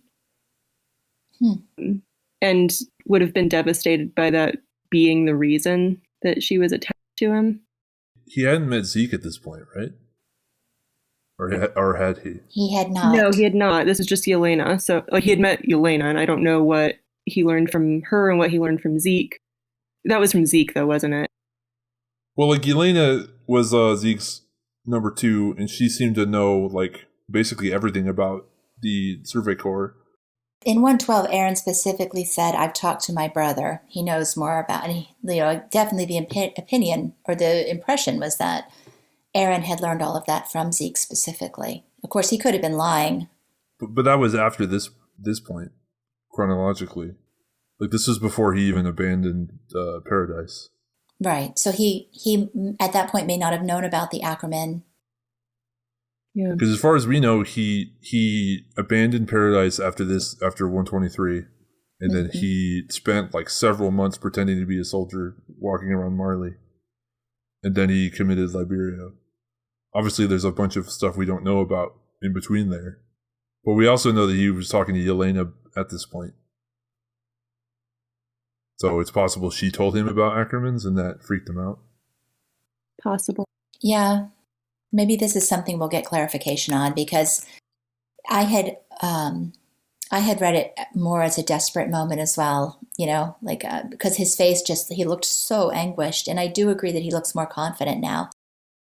I think the fact that he retconned this is a good indication that we probably will get more clarity on it later, like that it mattered enough to go back and make sure it said exactly what he wanted it to say. We just don't know what it is yet. It's like with when he retconned Reiner, like Reiner's comments to like before it said something like we are the same and then he changed it into Reiner like refuting it, like no, we are not the same. Mm. And then that came up this chapter where Reiner then realizes like, oh, that's what you meant when you said we were the same. Or also when he retconned like Shadis originally looked like he had like Titan Serum bandana on, or like the armband on, but then he like later removed it, and obviously Shadis didn't get turned into a Titan, and he like ended up saving the day. So it probably will become important. All that's left is the quickfire round. Polka has once again provided us with some names and questions for us, and you guys know how this goes. I will say 2 names, and you will pick one. And I don't even know that we have a criteria for which one you pick. I guess it's who you like better. And try not to think too long about it. He's also given us a few single name answers, and he wanted me to make clear that this was made while he was tipsy, so he apologizes. Oh, it's one of those. Okay. Yes. Well, actually, it's pretty brief. It's not like sometimes when I think he's tipsy. Yeah, this one. And the other thing he has at the very end is a shout out to Andrew Allstars. So I will include that shout out to Andrew Allstars. So our order for this will be Safflora, Kingsgrave, Luna, me. So Safflora, you'll go first, and then Kingsgrave. All right. You ready? Ready. All right. Jean or Connie? John. No question. John. Sean. Jean. Okay. Hanji or Armin? Hanji. Hanji. Hanji. Hanji. Wow. Kyomi or Magath? Magath. Magath. Magath. Magath. Ooh, we're agreeing on everything. On everything. Nice. What is wrong? This corona quarantine is making us all so nice. Polka needs to look sharp. Maybe you should make the next one sober. Maybe that's the problem. Eren or Zeke? Eren. Come on, this isn't even hard. Come on, Zeke. Yay, difference. Eren. I'm thinking. Oh my God. Hesitation. Zeke. I might say Person who killed Erwin or someone else. Come on, you can do this. Which genocide plan is least bad? Zeke's plan is arguably less bad than what Eren is doing. Like, Well, we don't know what Zeke, Eren's doing. I'm going to pass. You guys like Eren wouldn't try to kill Erwin? Eren would have let Erwin live. That's all I'm saying. And Eren would not have. He's the one that was like, Armin. Okay, moving right along. Reiner or the combination of Gabby and Falco? Reiner. Reiner. Daz or Samuel? Daz. I don't know. I don't care. I guess Daz. I don't know. Dumb or dumber. I don't know. I'll go with Samuel L. Jackson. Daz for the memes. Floch or Yelena? Yelena. Yelena. This is, wow. Annie or Peak? Okay, that one's hard. Annie. Annie. And Peak for me. So there, we disagreed. All right, the following are single name answers. Safflora, you begin. Who was the most disappointing character this chapter? Oh. Armin? I don't know. Armin, sure. Because he keeps forgetting that he can't lie. You need to know your strengths and your weaknesses, dude. Well, hey, totally. Hey, I'm totally not a diversion. So you also said Armin? Worst character, Armin. Okay. Yeah, I'm either gonna go with Armin or Magath this chapter, but I like Magath more, so I'll say Armin. I'm going to go with Samuel because I don't care. He should know better than become a Jaegerist. Cop-out answer. Okay. Next No, one. he should know better. Next Who one. was the best character? Who was the best character this chapter? The best character? Oh no! So many of them were so good. I mean, I chose Annie for MVP, so I guess I could stick with that. Yeah, sure. I'll just go with Annie. Best character this chapter, Reiner. I fully agree, Reiner. I'm going to go with Connie. Okay. Who will die next? Probably not Floch, huh? It's not. No, he has to stick around. He has to get the blame pinned on him, doesn't he? He's gonna die next? I don't know, some red shirt Jaegerists, but if we're not going red shirts, maybe Eren, because I just want them to get in the damn plane and go kill him. Who will die next? Another random character from season 1. Exactly. Rico. Is that your final answer, Kingsgrave? Yeah. Okay. Or I guess Floch just to piss off Polka. Okay. We have to have Polka on the episode where Floch dies, so he's already called dibs on that one. He will be crying, like drinking and crying the whole episode. I'm gonna laugh so hard if Zeke kills Floch. My answer is Connie? I think so. Really? Ooh. Yeah. Okay. So my answer would be Hannah Diamante from season 1, who is listed in the guidebook as deceased after being saved by... Who was she saved by in Trost? I don't even remember. Was it Armin? No. Somebody came across her. Mikasa. No, Armin. Was she the one doing CPR on... Yeah. Doing Friends or CPR whatever? on Oh, France. that one. Yeah. Yeah. Okay, so I think the next character die is going to be Hannah Diamante, who is actually alive. Even the guidebook said she's dead. And she's going to come back next episode as a Jaegerist who is in charge of like organizing She the moved on, mechanic. and she got Yeah. pregnant, and also had children, and she's gonna die. She's going to be guarding the other half of the mechanics that Floch was not tormenting. So she's going to be in the basement with the mechanics, and Hannah Diamante will die trying to keep the 104th from getting the mechanics. That's my prediction. Okay. All right. Well, that was actually the last one. Oh, that was relatively short. Yay, Polka. Can you believe that? This has come to an end. Finally. Wow. It only took 4 All right, hours. well, I just came up with a question for that. Just a question in that style. So, and this is like specifically for Momtaku. Ooh. So you get Erwin on that cover, but he supports the rumbling. Do you agree or do you take No, that? I leave it. He has to. I never fell in love with Erwin for any reason except for that I admired like his ideals. So Kingsgrave, what you should know about women is we're not all that visual. So we can imagine things through text. So she has plenty of fan fictions where she can turn to. That's all I'm saying. I you read me a sauna fic when we were in I California. remember. Yeah.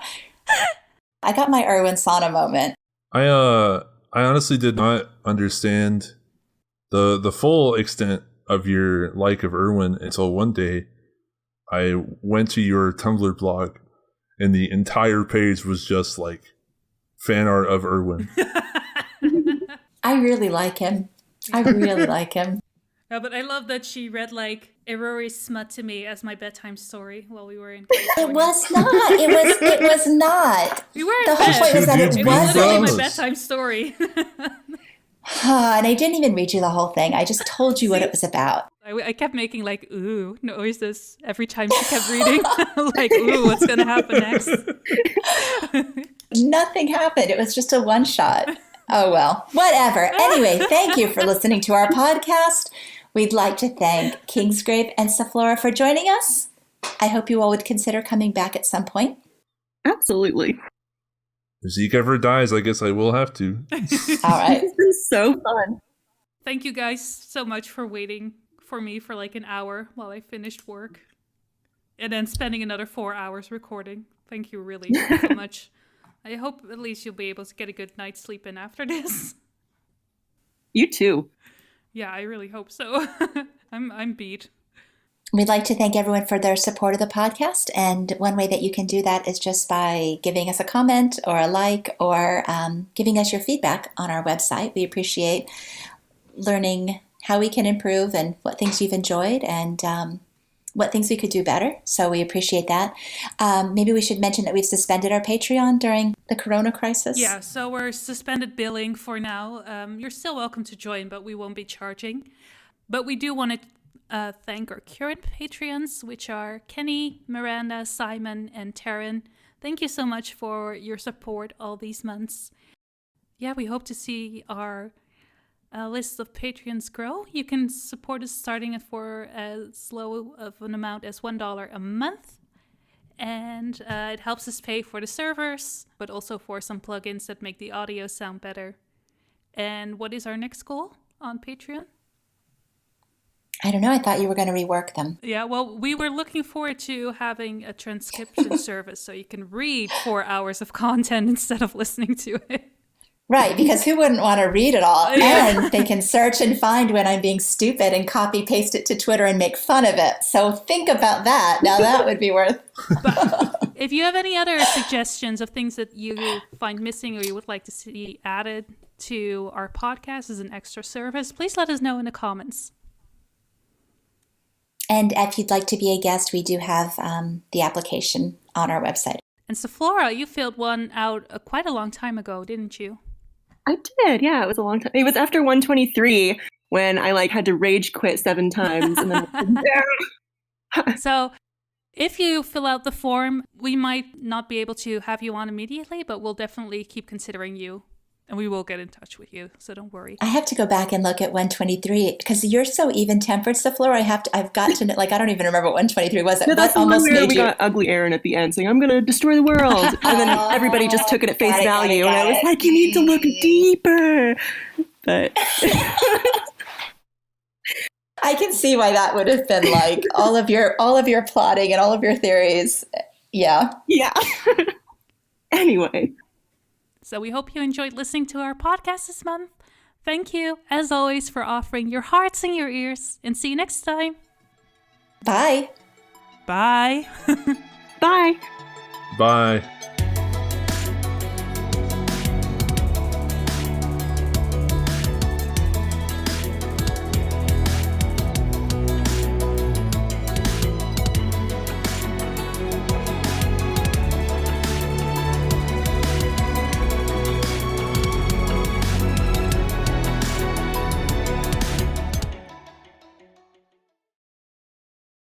How do you say Van Gogh's name correctly? Van Gogh. Now try and repeat that. There's no way I could do that. Gogh. Say the whole name. Vincent van Gogh. Oh. Oh, pretty good. All right. That G sound, I can't. So there's 2 types of G sounds in the Netherlands. So I'm from up north, above the Rhine River, as we say here. So we have a hard G, so that sounds like which is not a very flattering sound. And then in the south, it's a soft G, which sounds like, I don't know if I can still do it. Yeah, like that. So in the south, they would say Vincent van Gogh. And up north, we say Vincent van Gogh. So it's a bit less flattering up north, I guess, the way we pronounce it. I don't know which one is easier for you guys to say. Vincent van Gogh. Yeah. I'm sure.